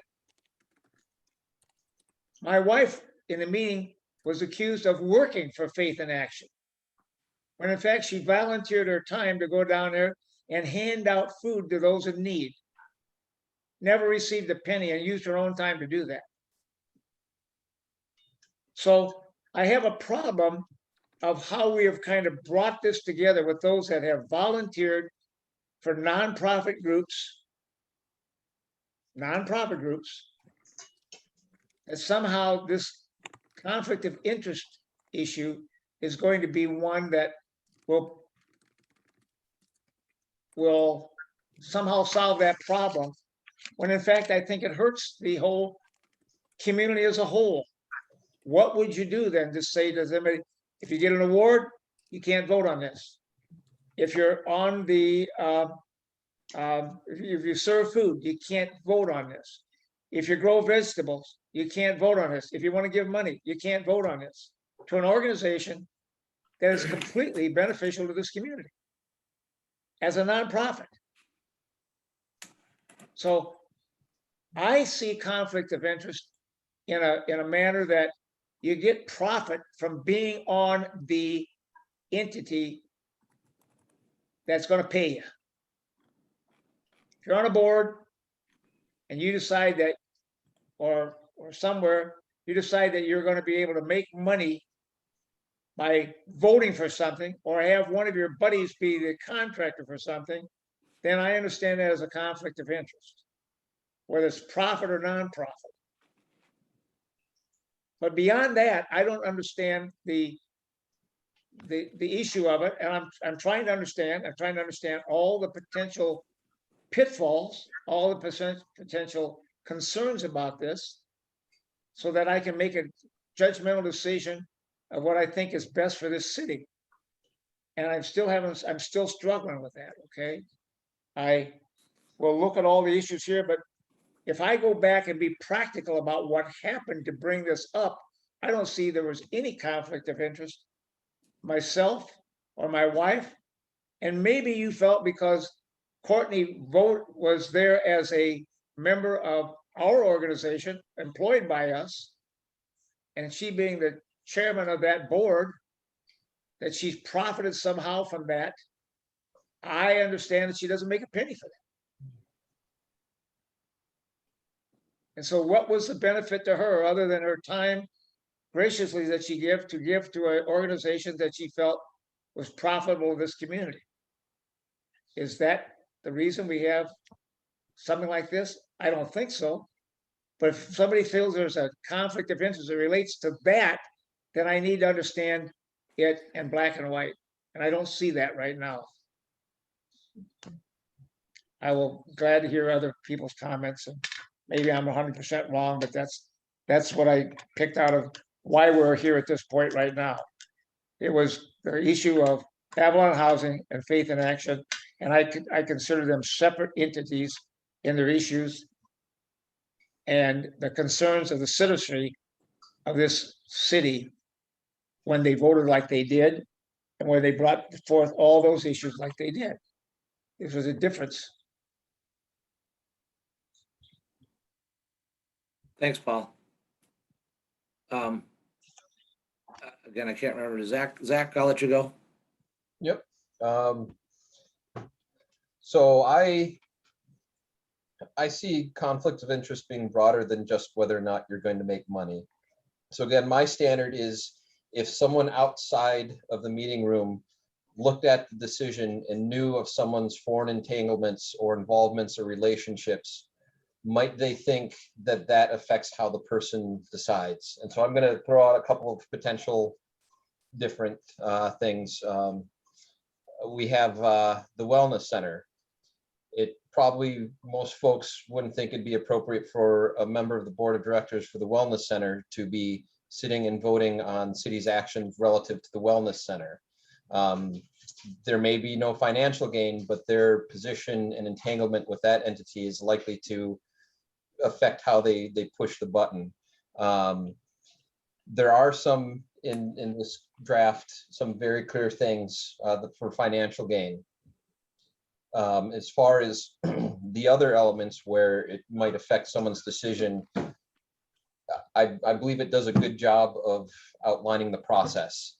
So if I were on city council and I donated $50 million and the University of Michigan named a building after me, I probably shouldn't be voting on something for the University of Michigan as a council member. Lots of people donate $50 million for buildings, but you know, I would have no relationship with the University of Michigan beyond donating the $50 million. There'd be no benefit for me, but still, or I think a reasonable person could say that may affect their judgment. So in the couple of cases, and I know it's a change from what we've done in the past. I do think it's important to be involved with different organizations. If someone volunteers their time, it would be probably good to just disclose at the beginning, like, hey guys, we're voting on this thing and I spend 5 hours a week helping them out. But there are 50 other people that help them out. Do you think it's a conflict? At least so we've had that discussion and people are aware of it and it sees sunshine. So I guess the quick version is I do see value of expanding it beyond just financial gain, because there are areas where you might not have a financial gain, but your vision, your entanglements affect how you could vote, or at least perception of how you could vote. That's all. Zach, so in your example, if somebody disclosed that they volunteer 5 hours a week and the rest of the board said, well, we don't think that constitutes a conflict, then you're done, right? I mean, the person says, okay, then I'm happy to vote. Thank you for, Yep. and you're done, right? And it's on the record, so folks know that everyone was aware of it. Yeah. So I mean, that's really the crux of all of this is if there's something that you're concerned about, you bring it up and you get the board to agree or disagree, you know, to give you guidance on it. I think that's the key of any of this, but I appreciate the discussion. Jamie? Yeah, sure. Thanks. So big picture, our goal here is to maintain and enhance public trust. And again, I don't really want to make this about a past situation, but it is informative and illustrative, I guess. So ask yourselves this. Had Courtney recused herself from the discussion and passed the management of the project off to Justin, for example, what negative impact would that have had on the project? I suspect the effect would have been negligible, if at all. And yet, there was a significant loss of trust with the community. I know that because people have told me that. Many people. So the question is, how far are you willing to go to restore trust with the community? Or put another way, how much do you want to accommodate the participation of any single person at the risk of losing community trust? I don't think, I mean, maybe with the exception of the fire station vote, I don't think that any vote is really going to rest on any single person or the participation of any single staff member. So as currently written, the ordinance does not automatically prohibit many of the circumstances that Paul described. Those would be brought, as you just discussed, to the public body for their consideration and determination. But your version or the previous one? Even my version doesn't automatically prohibit a lot. It doesn't say anything about if you just volunteered at Faith in Action. Okay, yeah, I just wanted to make sure I understood which version you're talking about. Right, yeah. I don't think any of the versions have automatically prohibited volunteering, et cetera. It's leaving that open for the decision-making of the public body. But I do, I am here to advocate for people who think that being on the board of directors of any organization, whether it's profit, nonprofit, whether your position's paid or unpaid, people see that as a conflict. And I am here to, I guess, advocate for that being explicitly prohibited, whether, it's considered a conflict or an ethics violation or something. So I guess I think there's less to be worried about. I guess, yeah, I just wanted to make that distinction, that I don't think a lot of what Paul is talking about is explicitly prohibited. That's at the discretion of the public body. And remembering that I don't think any single decision rests on one person or staff member. And so why not err on the side of doing the thing that's going to appear most trustworthy, I guess, or to enhance trust, rather than doing the thing that's just going to make the actual participant feel better or something. Okay, so you would make it as broad as you possibly can. So from your perspective, broad equals trust? Mhm. Is that? I think broad and defined. I mean, you don't want it so broad that there's like, how do you define it? And Yeah, broad and defined to me are opposite, but I mean, that's the challenge. That's therein lies the challenge, is putting broad and defined. how broad can you go where you still have definition? And once you start losing the ability to define your words and terms, then I think you've realized, so Zach's case of if you donated money, for example, then it's, well, yeah, how do you define that? Is it a dollar amount? Is, how recently? So that to me, then you can't have that in there unless you have a specific definition. But I think we can specifically define relationships you might have with other people. We can specifically do that. And so if we can, and I'm in favor of that. Okay, Scott, I'm gonna let you clean up here. We've had a long discussion on this, and I want to take a 5-minute break to allow people to use the restroom. I was hoping we weren't gonna have a 5-hour meeting tonight. So we need to keep moving. Yeah, I appreciate all the comments that have been made. They're all very interesting. I want to again kind of explain the genesis of the language and how we got where we are. The charter on conflict of interest in section 5.06 says the use of public office for private gain or the appearance of private gain is prohibited. Okay, when Justin and I were trying to draft this, when you look at a lot of the sample or other conflict of interest ordinances that that other municipalities have, they are broader than what the terms of the charter say, and they involve these other issues that we've kind of been discussing. But what's clear under the charter is that if it's for private gain, it's prohibited. So the way I interpret that is You can't waive or resolve a conflict of interest if private gain is involved. And so that's why in the draft ordinance, there's a distinction between just conflicts, perhaps, you know, garden variety conflicts, or a kind of conflict that involved private gain. Because the way the way I think that your charter reads is you can't waive Right. a conflict when it's related to private gain. Agreed. You just can't. And however, in some of these other instances, many municipalities provide for a waiver where you disclose the issue and the body considers it and says, yes, we understand, not a conflict, you could participate, or some other limited action.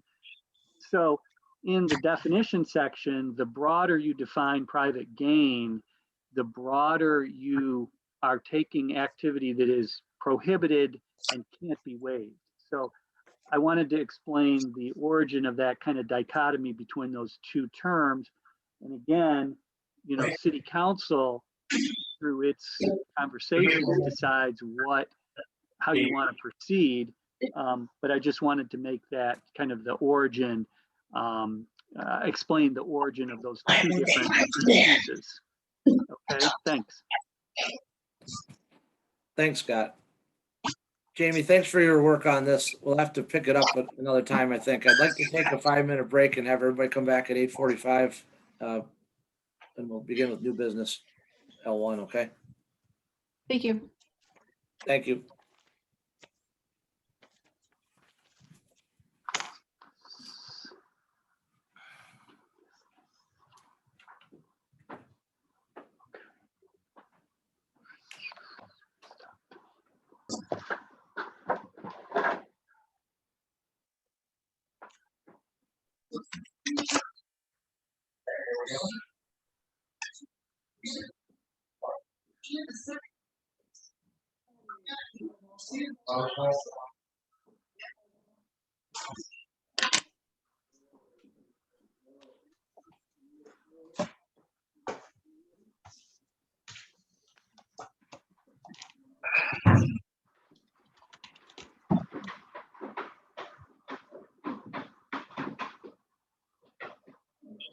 It says that you have 5 minutes. Thanks.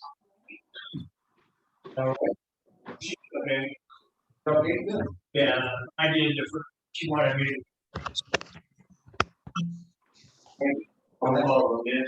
Okay, and then I did the white, sugar. I was having great involvement. Feel like, oh, I don't.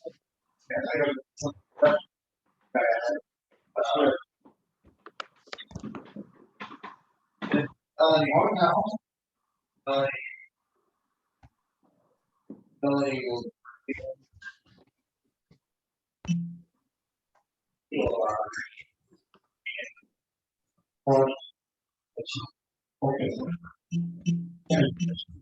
Yeah, sure. She's a singer. All the way over. Great. He's like, we're not the bar.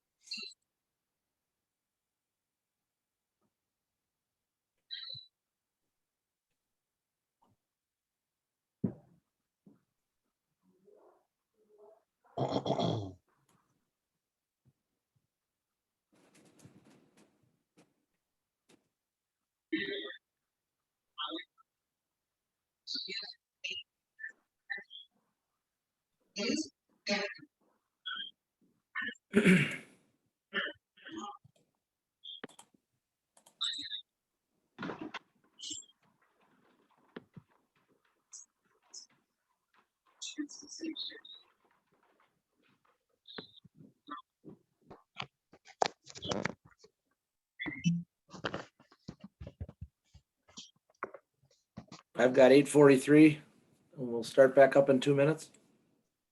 Good deal.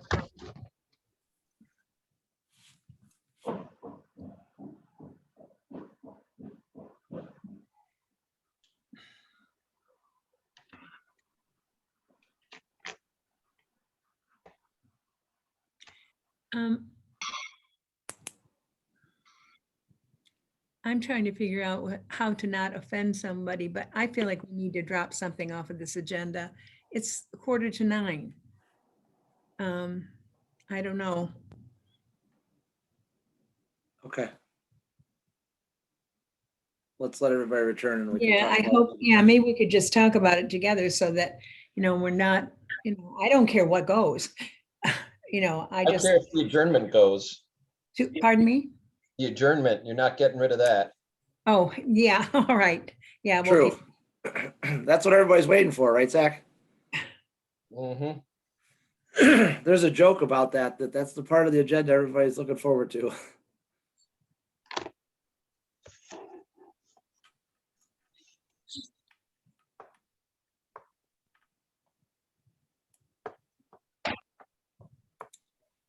Okay, let me scroll through. We've got Zach's back, Donna's here, Jamie's there. Juan's there. I guess I'm waiting on Paul. Is Justin back? We're still here? And Okay, there you are.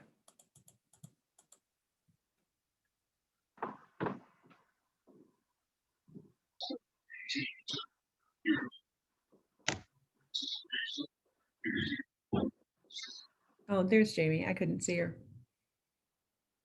Oh, you're muted. Jamie is saying. Yes, not bad. muted. Thank you. You're welcome. Alex.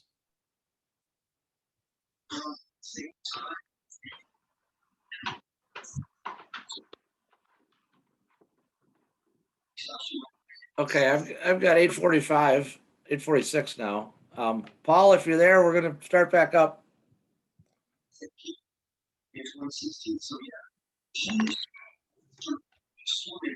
Okay, so we are on new business item L1. And Scott, you've still got your hand up. If you could take your hand down just to clear the participant window, that would be great. Thank you, sir. Is there someone that would like to make a motion under L1? Yes. Page 159 of the packet. Yep. I move to approve the zoning text amendments as presented in the staff packet, page 159 through whatever the last page that is, through 163. Recognizing that the Planning Commission held a public hearing on June 7th and relating to accessory dwellings. Basically, motion one. Motion one, okay. I'll second. Thank you. Second by Griffin, was it? Yep. Okay, Paul, I know you just sat down. No, that's okay. All we did is take a motion on new business L1 by Zach to approve. I heard it. Thank you. Okay. Thanks for catching up. Yeah. Okay, Zach, you made the motion. Did you want to make any comments or do you want me to turn it over to staff? I think the text is very clean. There are some little phrases here and there that I might have done differently, but I'm not going to nitpick. It gets us to the same place. I'm enthusiastic that it's allowing for this opportunity. There's still a lot of things that have to happen for these to become things that folks put in, the other policy stuff, but that's for another day. And I'm curious to hear what the student reps think about accessory dwelling units, if that's something that they would ever want to live in after graduating high school, or if it seems a weird old thing that they would never be interested in. That's it. Okay. Michelle, would you like to make any comments? I'll just, you've got my review in front of you. If you've got specific questions, I'll go ahead and address them. If not, I'll just sort of hit the highlights. So I don't see any hands, so I'll just move forward. Planning Commission did conduct a public hearing on June 7th. There are 4 sections of the ordinance that would be amended. Obviously, definition section, Article 3, the general provisions, that's the main guts that's that this amendment would deal with. Article 10, which is the R1A, R1B residential district, and the Article 11, that's the village residential, because those 2 districts are where single family individual lots are located, and those are the lots on which an ADU may be allowed. 1 unit to be permitted on an individual lot with a single family dwelling unit as the principal use. So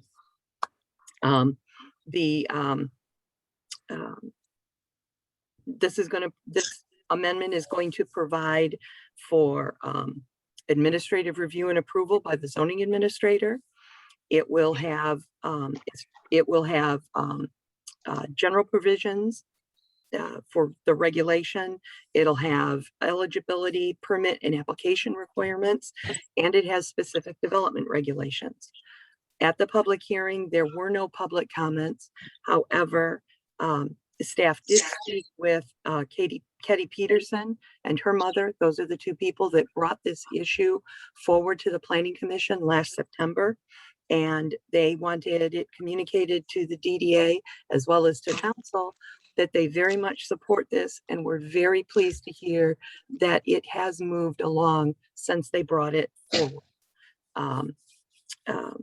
So the public hearing was closed without any comments, and then the Planning Commission did vote to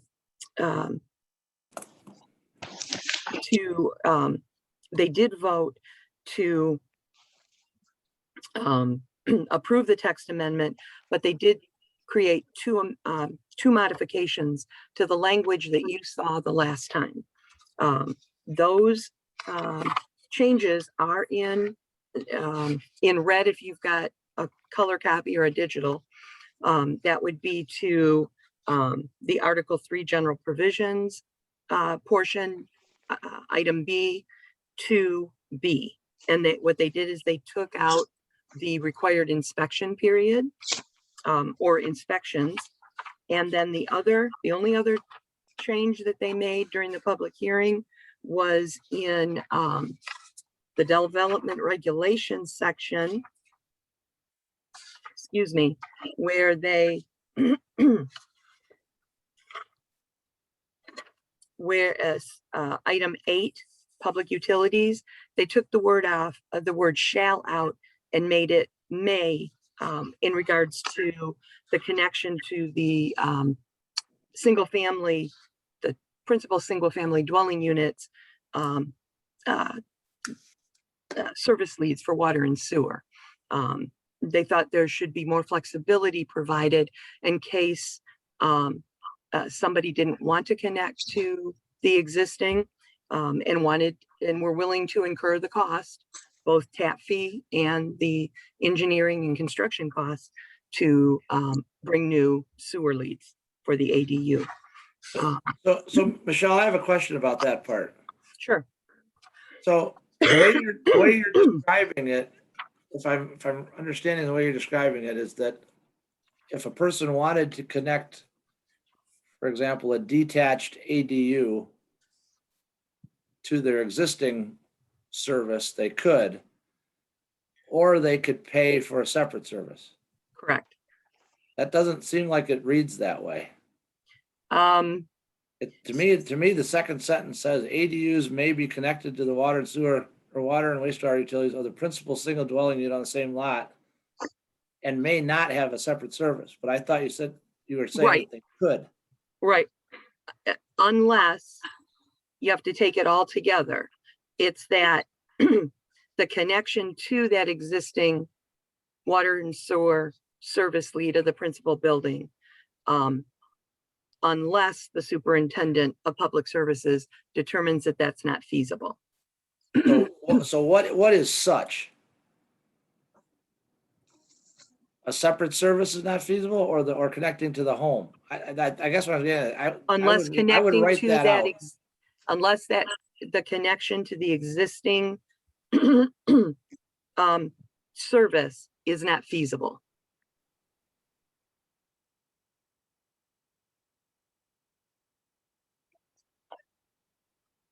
So it's the first part of the sentence. Correct. Is that clear to everybody else? Am I the only one that's not clear to? If you find it not clear and you have alternate language for me, it would be good to have that. Because you do have the ability to tweak it if it's not clear or if you find it not clear. Well, I'm by no means trying to slow this down. No, I get it. It doesn't have to slow it down. Okay. I agree. I agree. It's unclear. Who was that? Me, Jamie. Amy.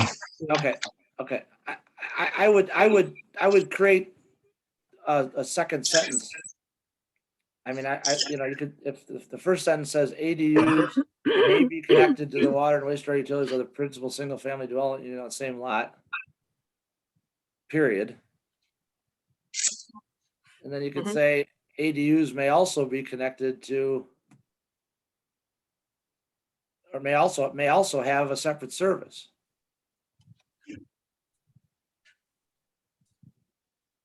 And then if you want to cover your tap fee thing, with separate tap fee or something. Mm-hmm. But can they only have a separate service if the connection is infeasible? That was the crux of it, correct? They could only have, no, I'm sorry. They could only have an attachment.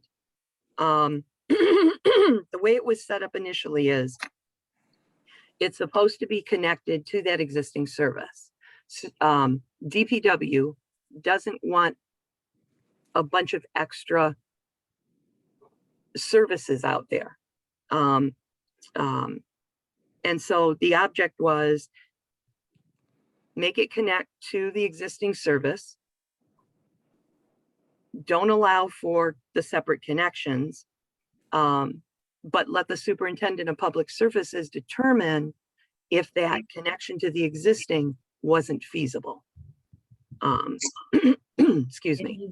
I didn't. That was the understand intent of it.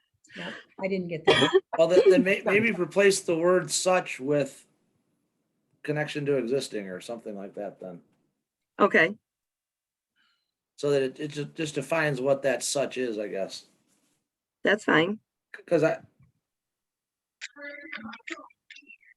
infeasible, or, it might be easier to have a new service than it is to connect to the existing.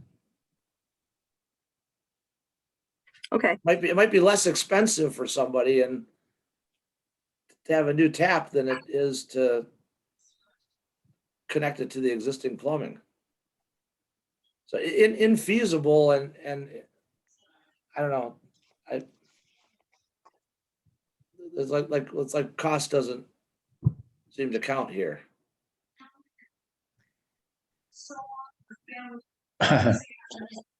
so if I understand, if we were to take out the word such and put in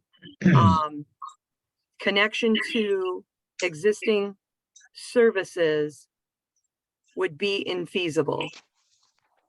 Does that make it less, or does that clarify what your concerns are? Well, Is- yeah, I think so. It's better. I would do it in different sentences, I think, but I'm sorry that I Okay. didn't try to bring this up earlier. Zach's got his hand up. Go ahead, Zach. Yep. So this is one of the little phrasing things that I mentioned previously. One quick potential way to fix it would just be all ADUs must be served by municipal water and municipal sanitary sewer, period. Now that kind of puts it to the market, and if it's cheaper for somebody to hook up to a new connection, they're going to do that. If it's cheaper for them to connect up to their house, they're going to do that.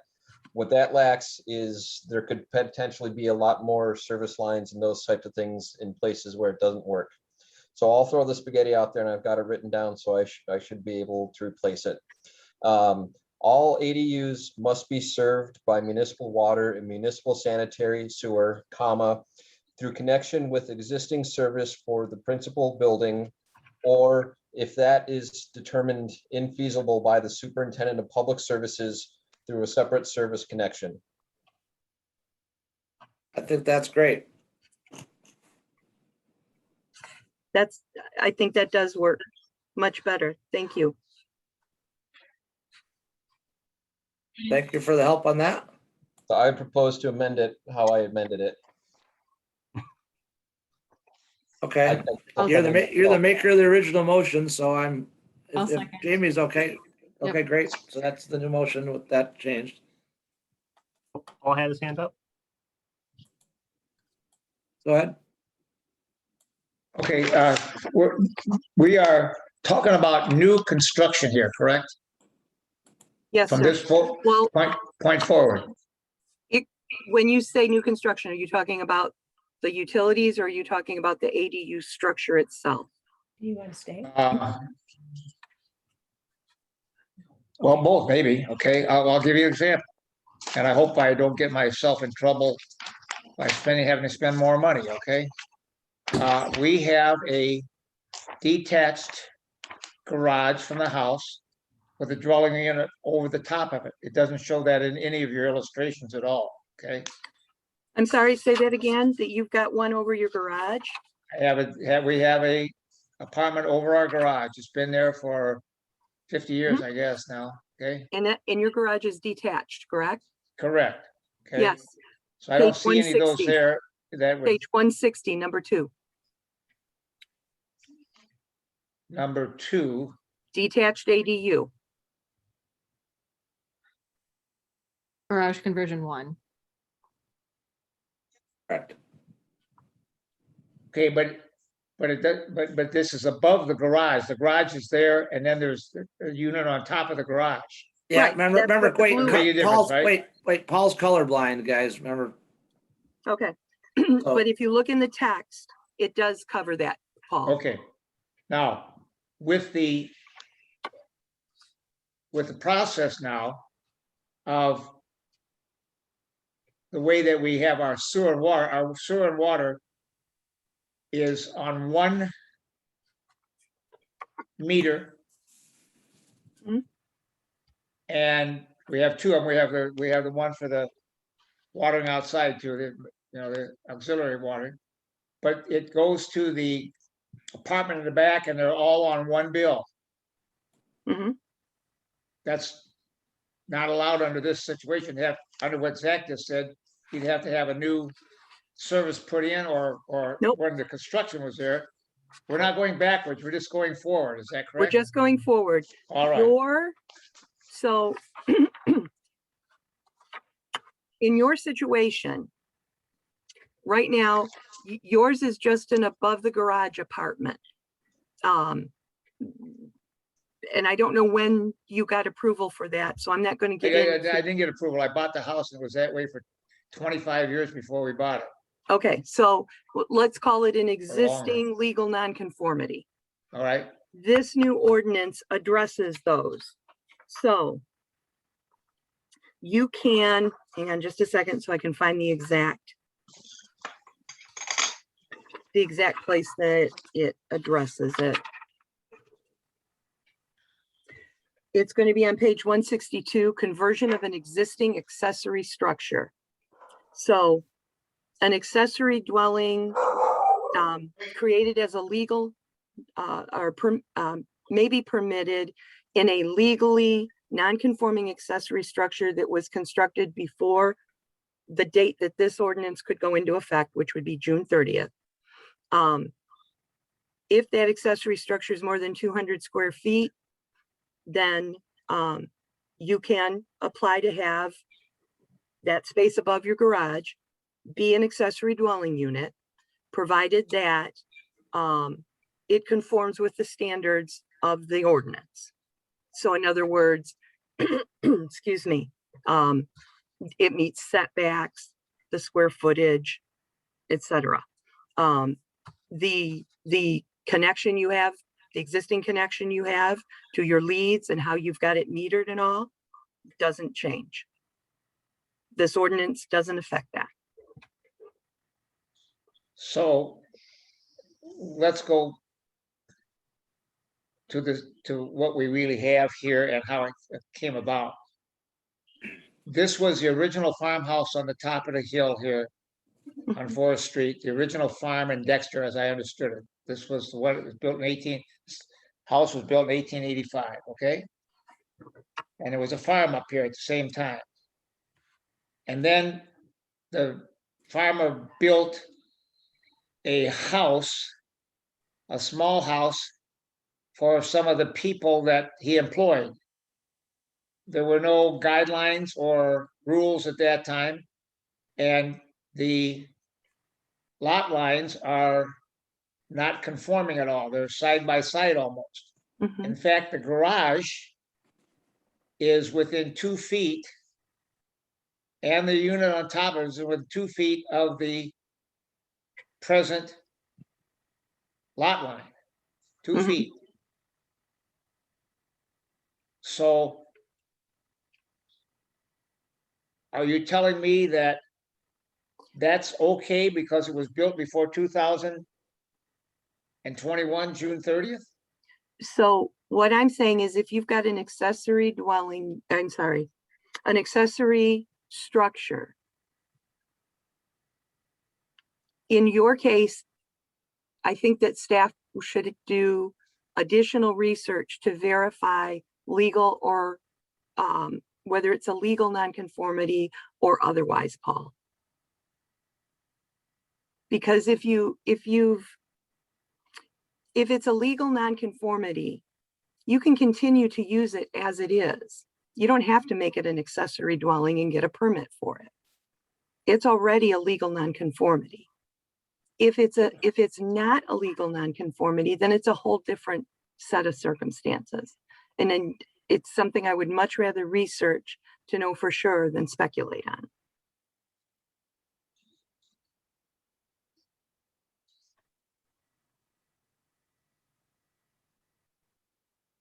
Well, I understand what you're saying. I just don't understand how, after people have lived here in this building, this house, and this unit that has been there, we bought it that way. We didn't add a thing to it. We didn't do anything to it at all. We didn't add the garage. We didn't add the unit above it. We bought it that way, and it was what we bought legally. And now you could possibly change it to make it illegal. If I can jump in here quickly. Please. Zoning ordinances only affect things going forward. If something isn't conforming, they can't go back and reach it out. Well, that's what I thought, but now Michelle's telling me I may have to go through some kind of a process here. No. Nope, that's if you were to build it from scratch today. Well, I'm not saying that, Zach. I didn't even mention that today. It's already built. Yep, zoning ordinances always respect legal non-conforming entities. And I suspect, I would put money on it that structure is probably legally non-conforming out of the fact that it was built before zoning was a thing in the US or in Dexter. So this won't force movement of garages or abandonment of folks. I can say proudly that I have a very legal non-conforming carriage house. It was an actual carriage house. It has a spot for hay to go above the horses. Mr. Rush's overhang and mine actually overlap each other. So you can stand there and you won't see the sun and nothing grows in between it.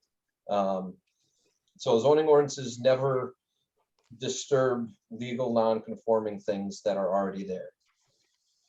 That's what I was trying to get clear, and I thought I heard something different than that, that I may have to have somebody come in and look at it. And If I you just wanted was- to convert it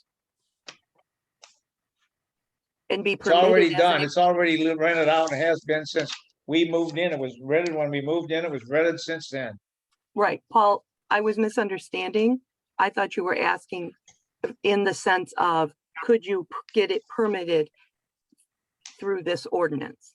Oh, no, I was Okay. wondering what you did, because I already didn't pay taxes on it, Right, and then that changed, and now we pay taxes on it.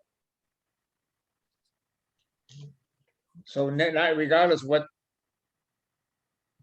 Zach said, the structure itself has been there since when it was built. I couldn't even tell you that because I have no record of that. Somebody has a record, maybe somewhere in a county, of when it was built. But it certainly wasn't built at any time of my framing in Dexter, or even before that, when people lived here that I knew about. So what happened then was that when we had the discussion about garbage cans and how many we were gonna get, I then found out that I pay approximately $1,000 a year more in taxes, because that was never on the tax roll. But that's water under the dam now. I'm not gonna go through that at all, or the upset that it made my wife wanting me to move out of the village. City. So we'll just move forward, as long as I'm clear on this one, that you're not gonna make me come through back again and ask for permission or put in another lead to that structure when it's been that way for I don't know how many years. Nope. It's always been that way. The default is for it to be connected through the existing service. mhm, So if I wanted to put a dwelling unit in my carriage house, this by default says you need to hook up to that clay pipe you got, Zach. Unless the public services superintendent determines it's not feasible, then I can connect something else up. So it defaults to your current setup, but allows for a safety valve in cases where it doesn't make sense. right. All right, we had enough discussion on it. Thank you. Okay, is there a hand or anything that I'm missing? Hold on, let me get my participant. Okay, any further comments by council on this? Michelle, thanks to you and Mike for your work with the planning commission on this. Ms. Jones, please call the vote. Yes. Fisher, Yes. Griffin, Yes. Cousins, Yes, Hubbard, Yes, Shells, Yes. Keo. Yes, Thank you all. thank you. Motion approved. New business item L2 is consideration of authorization to request consultation assistance from Myosha. I would be happy to postpone this if I at least get a couple of seconds to introduce the concept. Yeah, that'd be great, Zach. I think in light of your topic of your comment about let's have a meeting to make sure we're all on the same page with goals, I think that'd be great if you're willing to do that.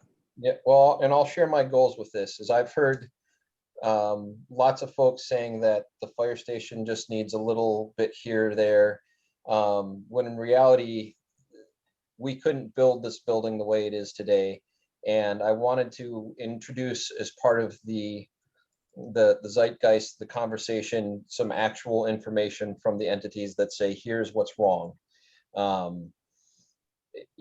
For the next thing, the NFPA, there's no way we can get 5 feet around the engines in that thing without spending tremendous money because of how it's structured. We would basically have to restructure the entire roof of that thing, which is made out of reinforced concrete. So I wanted to introduce, when people say, just spruce it up, just do a little, for me, it's not really based on reality. So I wanted to get some data points out there to point to, and that was it.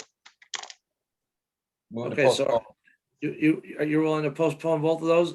I mean, I'd like to, what I'd really like to do is have an opening, schedule some time on an agenda. Maybe it's the first meeting in July. Just let's get through the budget which is next meeting, on fire station, and you can even bring back what you just said tonight and maybe expand upon it, Zach. And I would ask for staff, if we don't start talking about this till July, that pushes us to 2021 ballot season, correct? Pushes us past November. Yeah, we're getting late in the season, so the deadline for August has already lapsed. Is my July date a bad date? I mean, we could schedule time next meeting if you want instead. I'm, Won't help.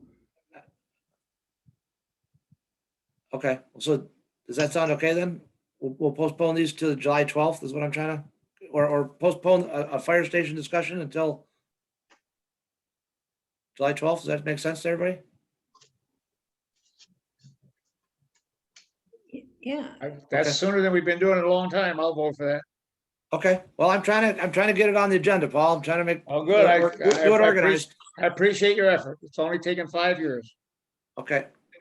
Well, I'm gonna stick with the thank you and not the sidebar comment. They're both factual. Okay. All right, so can we have a motion to postpone? I second Zach's motion. I thought he made the motion already, but maybe he didn't. Sorry if I didn't. Specify the date. Okay, motion by Zach, second by Cousins to postpone these two items and to be part of a discussion on July 12th. Yep. Okay. Any discussion on the motion to postpone? Okay, seeing none, Ms. Jones, please call the vote so we can. Okay. Hubbard, Yes. Shells, Yes. Cousins, Yes. Griffin, Yes. Fisher, Yes. Keo. Yes. Okay, thank you for that. We'll look forward to July 12th to continue that. New business item L4 and 5, they kind of go together, but L4, consideration of Dexter Days park use permit request. This was provided separately in the packet in case you aren't seeing it in your current one. I move for approval of the park use permit with a couple of conditions. That the other permits be secured and supplied for fire and police, that the city receive a copy of the insurance, and that the use be consistent with any health department orders in effect at the time. I'll second. Okay, motion by Zach, second by Fisher. Yep. Okay, any discussion? Let me see. Hold on just a second. Can he repeat those? He threw those out. We can't even write them down yet. Hold on. What the? Yeah, sorry, I went pretty fast. I've been given some sugar by my wife here. The conditions that the other permits be secured, including from fire and police, and copies be provided to the city, that we receive a copy of the liability insurance, and that the use be consistent with health department orders in effect at the time. I mean, at the date that he proposed in July, Yep, which hopefully there's August. nothing, but in case it comes back, it allows flexibility. Thank you. Okay. Any other pencils in the air or hands discussion? I think the, Jamie? yeah, so on page 3 of the permit, it does say any guidelines that may be in place by the state or CDC will be followed and adhered to. So I don't know if Zach is looking to add specifically the health department or if he did not see that. Yeah, it is just to clarify, to kind of Okay. plant the flag. Okay. Yep. No, I would be happy to support this. No other comments from me. I will say I appreciate it. I think my last count was 18 emails from members of the public supporting this, and I appreciate that they reached out to us. Zach, back to you. I'm just curious if the applicants had any heartburn with any of the conditions. They mentioned most of them, but whenever conditions are imposed, I'd like to ask. Okay, Justin, can you, I think Tracy's still on, right? We welcome Tracy. Hey there. Hello there. Did you hear the conditions Zach mentioned? What was that? Yeah, when Julie submitted the permit, she outlined all of that we would provide those details pending an approval to council. Okay, very good. Thanks for sticking with us during the long meeting. Mm-hmm. Okay, seeing no further hands in the air, Ms. Jones, if you please call the vote to approve the item. Okay, Fisher, Yes. Griffin, Yes. Cousins, Yes. Michelle, Hubbard, Yes. Keo. Yes. Congratulations, motion carries. New business item L5 is consideration of the Dexter Area Firefighters Association park use permit request. I'll make that motion. I'll second. L5, motion by Cousins, second by Fisher.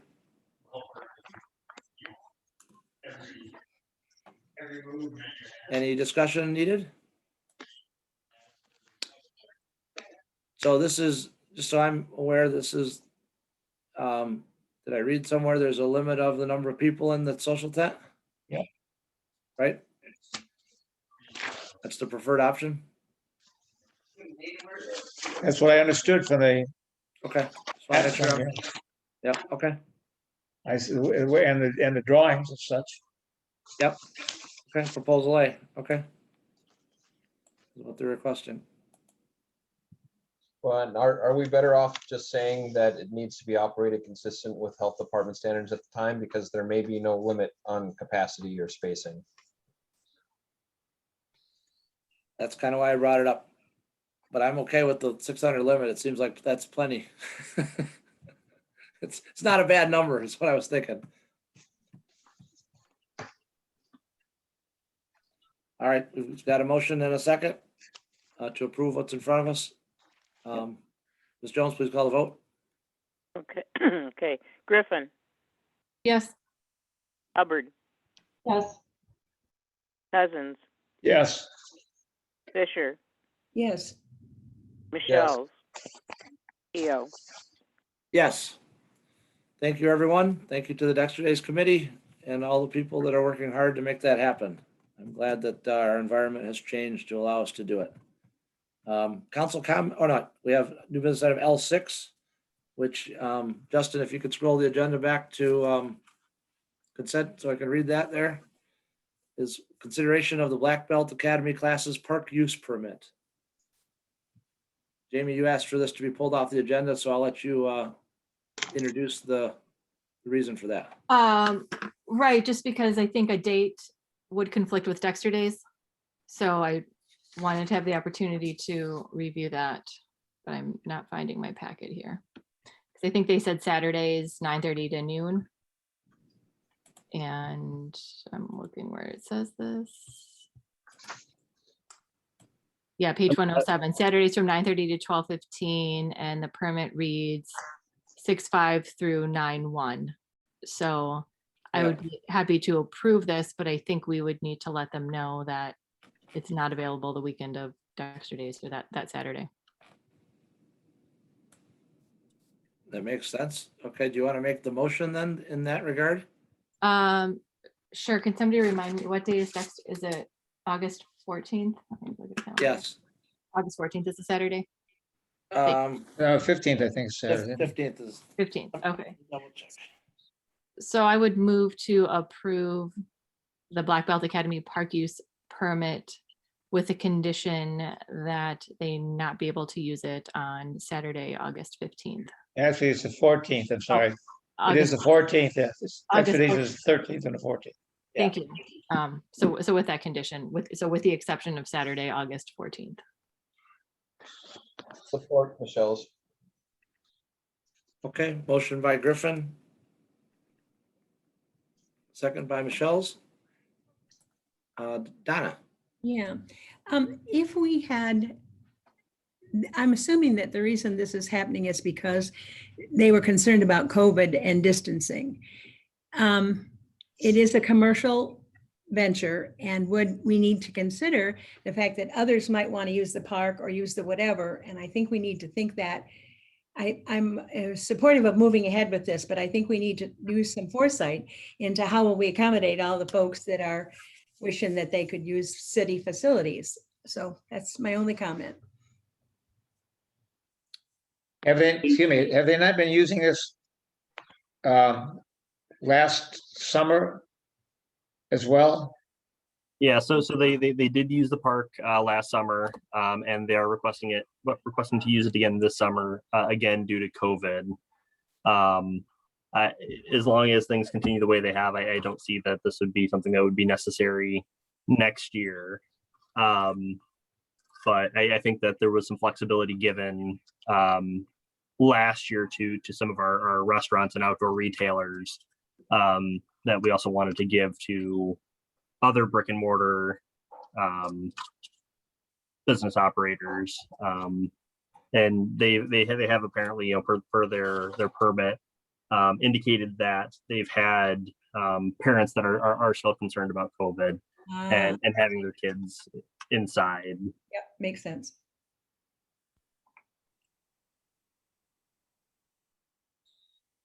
And is there a cost to use the park?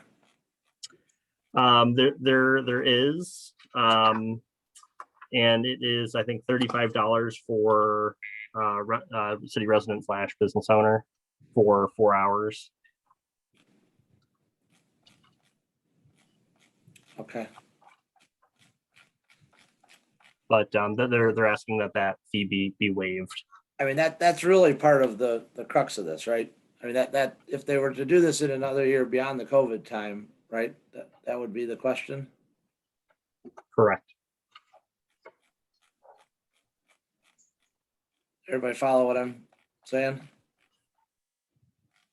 Yeah, I guess, I have a follow-up question to that. Are Go we? go ahead, Jamie. Sorry, go ahead. Yeah. Yeah, so thanks. So are we continuing to waive fees for businesses making use of the outdoor services area this year? I think that was something we did last year.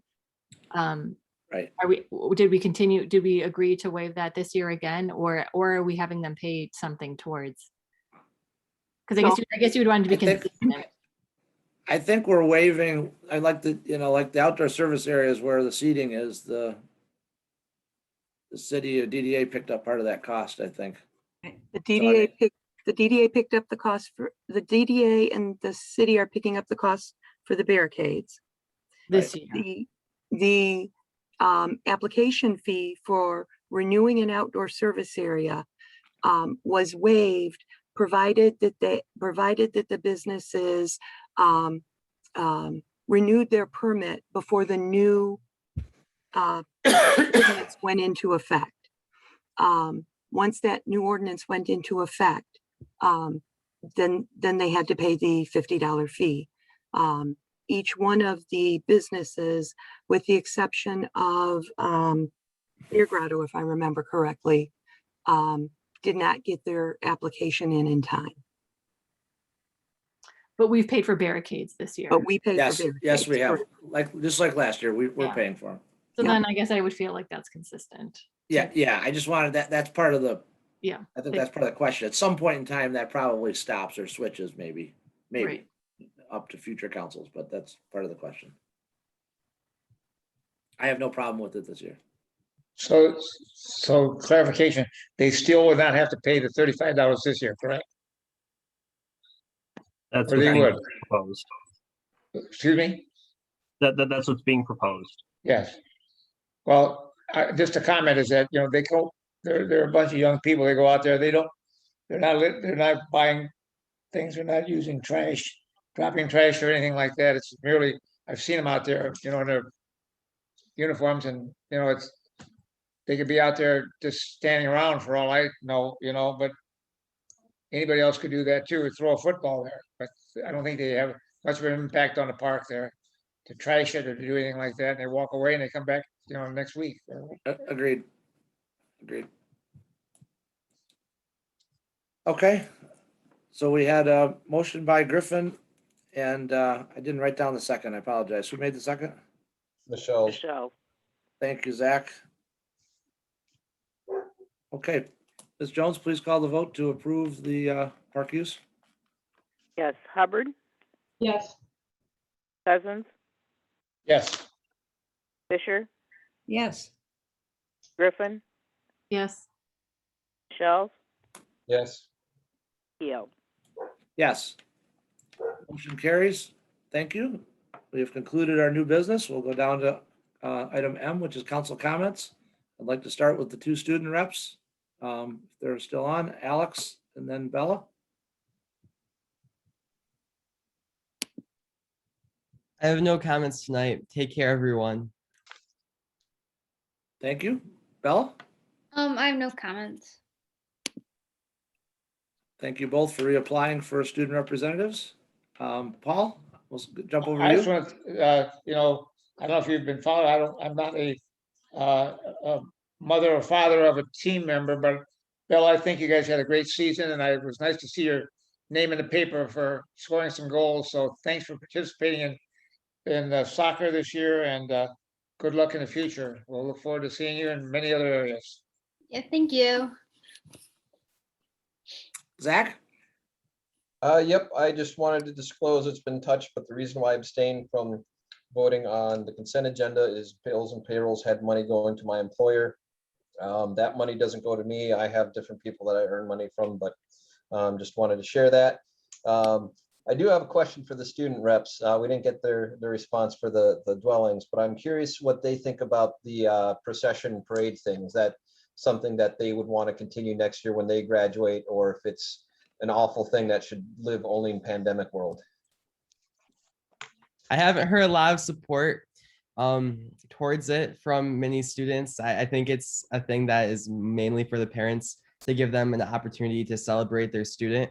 If it's something that others feel is important, I'd obviously be in support of that. However, I'm just not getting that sentiment from others. Yeah, I agree. I don't think it's really been like a top priority for a lot of students, and I think it's something mostly for the parents. Most of that is. But it'll probably continue, Zach. Yeah, right. Because the parents want that, yes. The open house cash is mostly for the students. Everything else is for the parents. I did want to clarify some of the comments I made last meeting about the fire station. I stand by what I said. Perhaps the tone could have been better. If I'd received the same information and been told that it was a land entitlement review, I probably would have been much harsher. And even I think the proposed location for the trailer crosses the property line and extends into the Alpine right of way. So it wasn't with the content, it was more that there wasn't the communication between the city and our tenant of what the heck are you trying to do here? That was my main frustration. So my apologies if that didn't come clear. I will say, with the permanent fire station, I tongue-in-cheek used the Taj Mahal City Hall. That is a rhetorical flourish that gets thrown around a lot. We don't want a Taj Mahal. I hope as we have discussions going forward that we abandon that tripe or that trope. For me, what it says is you haven't done the research to say specifically what you would exclude and what the opportunity cost is of excluding that. Just you don't want bigger.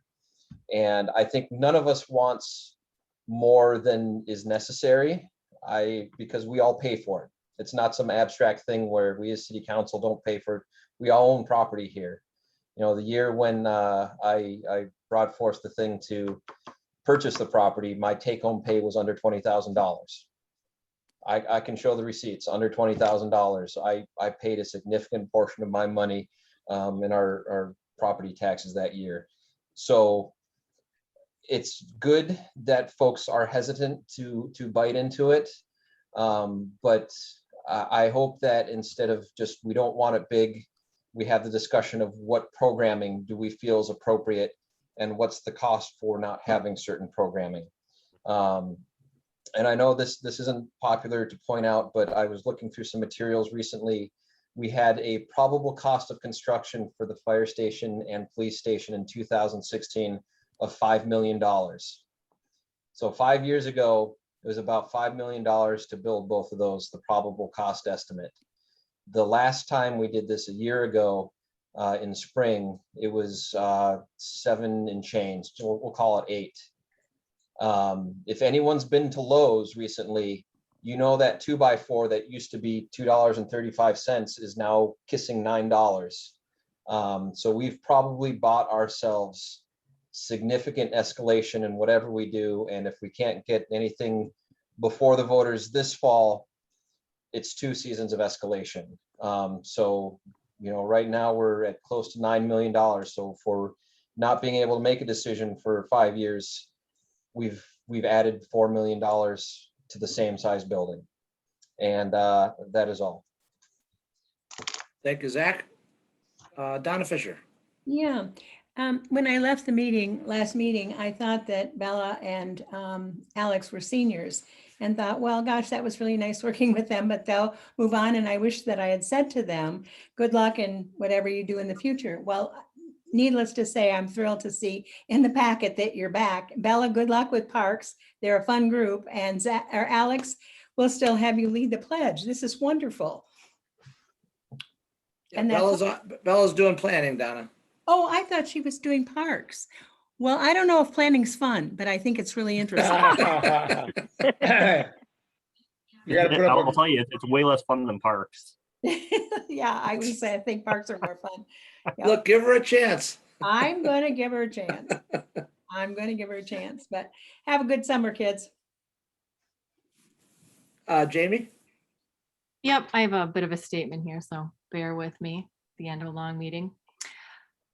When support for a particular action is divided, I think that means one of 3 things or a combination thereof. The opposing sides are operating from a different set of guiding principles. The opposing sides are considering different sets of facts, or the debate has become personal and principles and facts are drowned out by emotion. With respect to the fire station, I would be shocked if anyone here now or in the past has deliberately acted to worsen, decrease, or otherwise compromise the level of service we provide to our residents or the accommodations we provide to our first responders. That is to say, I think we are all operating from the same set of principles, even if we disagree as to how to achieve them. At a work session earlier this year, we discussed staff's preparation of a summary document outlining the history of the fire station project. Although many long-term residents, staff, and council members have lived this history, some of us have not, including myself. Interestingly, when I recently asked our interim city manager about the status of such a summary document, he shared a timeline that former council member Jim Smith prepared. It is a 78-page document outlining the facilities discussion between 2006 and 2016 and includes a detailed account of key decisions and votes and the information upon which those decisions and votes were made. Surely council's lack of decisive action on the fire station is not due to the absence of information or deliberation, which leaves only one conclusion.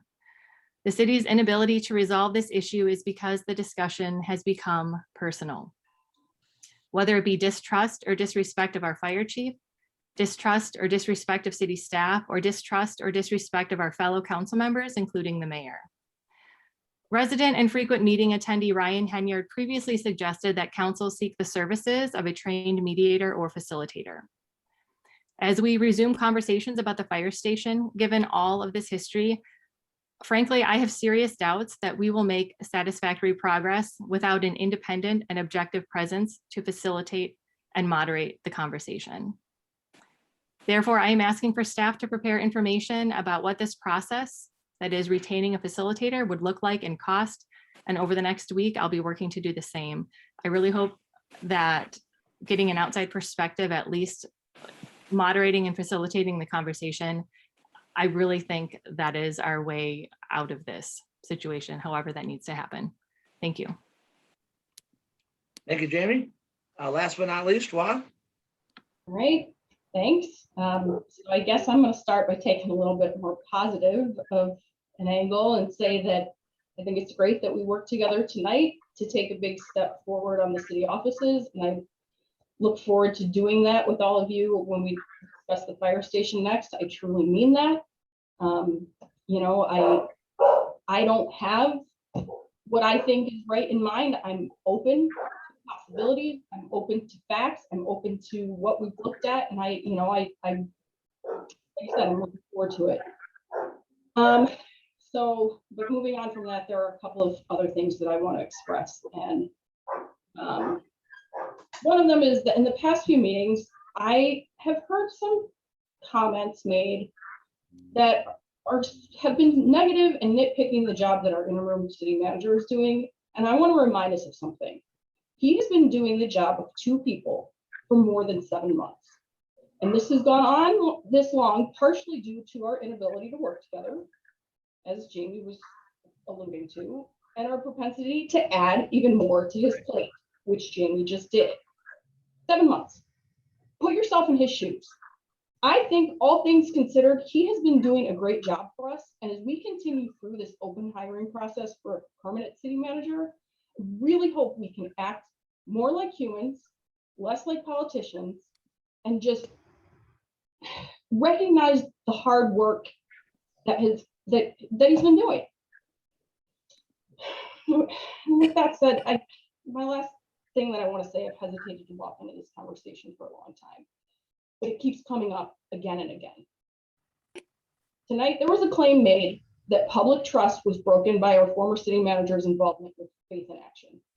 That is something I believe is an extreme and unreasonable position to take. I know that's going to alienate some people, but I believe that. I also believe the way that she was treated publicly related to this issue was defamatory, and more importantly, incredibly unkind. It's too late for a public apology regarding that. It wouldn't mean anything at this point, but I want to state on the record that I will always believe one was warranted. We're humans. Staff is humans. We don't have to act like this toward them. I thought Dexter was known for taking care of each other, and I hope we can act like it, and that includes council staff relations. And that's all I have. Thanks, Wah. Well said. Non-arranged participation. Are there anybody still online that would like to speak this evening? See a hand up, Michelle? We'd just like to take a moment to thank council for making a decision on city offices. I'm the one that has always said I prefer offices to stay in downtown. I've always felt that way. I still feel that way. But the building that you all have chosen for our city offices is a reasonable compromise. And I want to thank you all for making the decision. Thanks, Michelle. Mr. Samafaro next, please, Justin. 3214 Boulder Court. On the ADU ordinance, thank you for working on that and for passing that. I think that's a good step, both from the standpoint of being a resident and working on the Dexter Housing Task Force. One thing I would ask, I don't know if it was considered by the Planning Commission or not. One of the biggest areas of this type of housing that could potentially have an ADU is the Westridge neighborhood, the Huron Farms neighborhood, and the Dexter Crossing neighborhood. However, I think in all 3 cases, the bylaws do not provide for a second dwelling unit per a lot. They're all restricted to a single dwelling unit per lot. So I don't know if it's possible or if it's something that the city can do. I would really like for the city to say the ordinance supersedes any bylaws that are in place. I don't know if you can do that because it's a deed restriction or something or what, but if there's any way that could be done, I would appreciate something like that being considered, because it would drastically expand the number of homes that the ADU ordinance could apply to.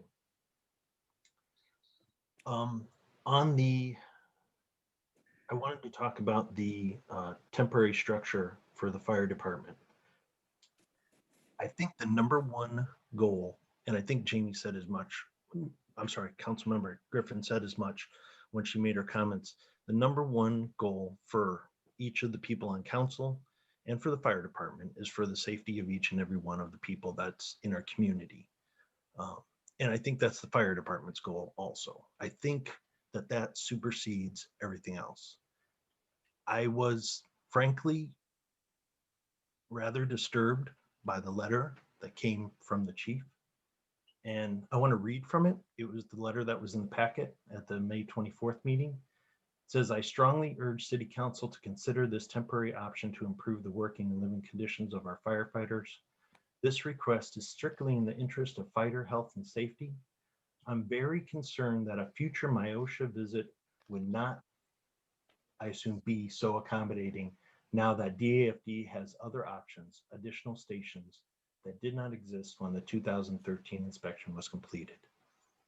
It sounds to me like the implication is that firefighters wouldn't be stationed in the city.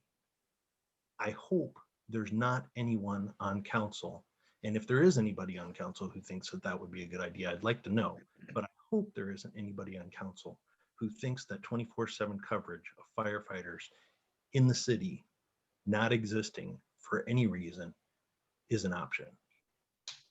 At one of the last meetings, I said, there is a solution, and there are solutions for all the items raised that were in there, and there are. The first and most important one, if the biggest concern, and I think it is in reading the document, is the living area for the firefighters. There's a real simple answer. You go to a non-platoon schedule. There's no reason why firefighters have to work 24-hour shifts. They could work 8-hour shifts just like the rest of us, or 12-hour shifts, or something else that doesn't require sleeping at the fire hall. Now, there's going to be people that say, oh, we can't do that because of the union contract. Oh, we can't do that because of the firefighters won't want to do it. Oh, we can't do that for this reason or that reason or the other reason.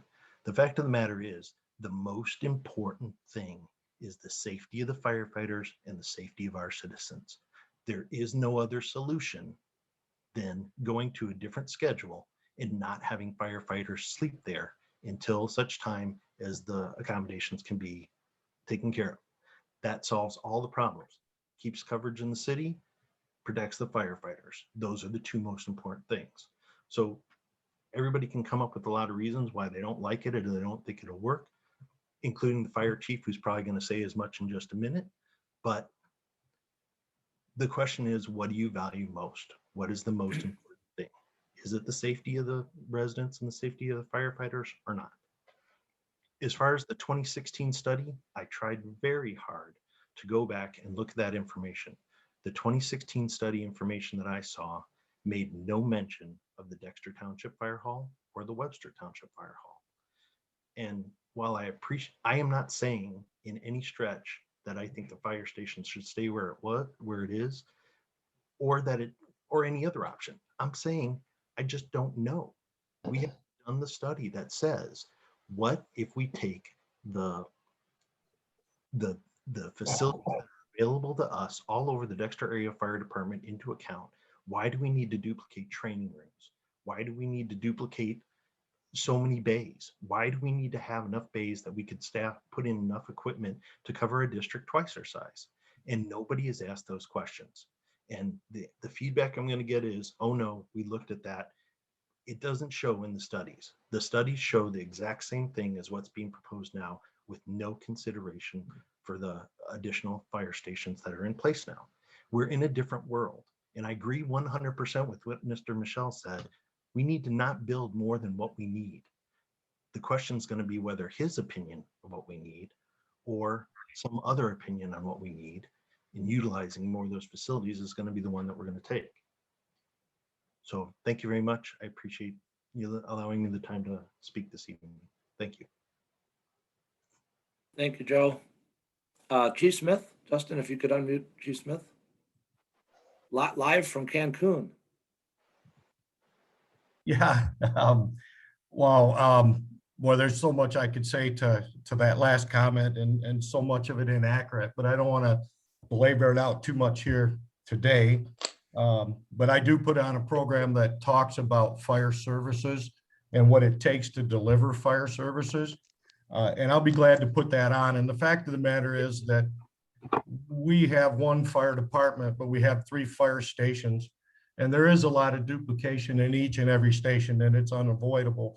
But anyway, the stuff that I can talk about in that presentation is about what it takes to provide fire services to the community. It's not as simple as Mr. Semko indicates, and certainly the biggest one is 8-hour shifts are absurd. They're very costly, very expensive, and it's the most expensive way to run your fire department. I guess I could just say that I'll go back to the comment regarding whether another MIOSHA inspection would bode well was the fact that when that inspection was done back in 2012, there was one fire station in the fire department, and that was in the city. And MIOSHA was called in by the bargaining unit to look at some things, and they bought off on some temporary fixes. But part of the reason, in my belief, in my work, and yes, I'm a fire engineer, I've got 40 years in the business. I'm not sure Mr. Semfero does. But the fact that they're here and bought off on it is they often let things go if there's only one facility within the fire department.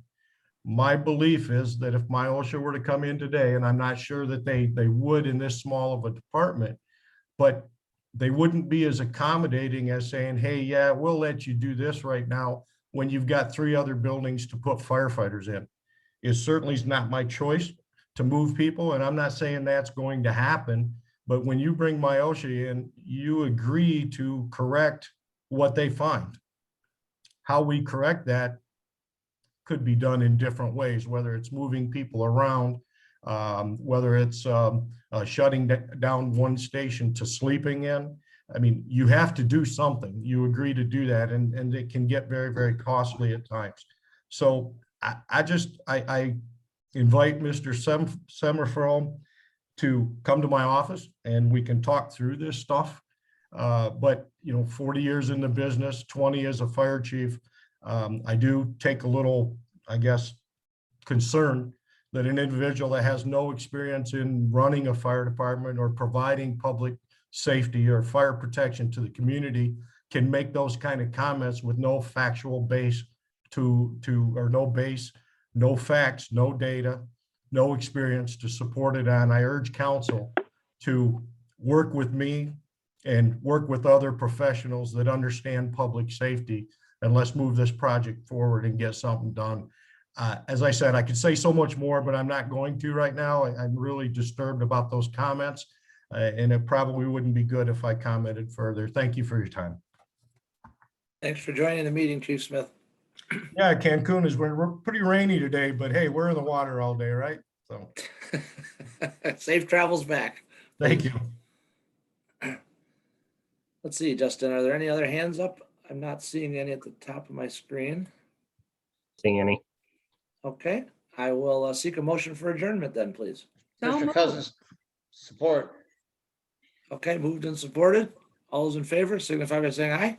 Aye. Aye. Those opposed? Thank you very much for a good meeting, everyone. Good night, everyone. Have a great week. And we'll see you in 2 weeks, if not sooner. Good night.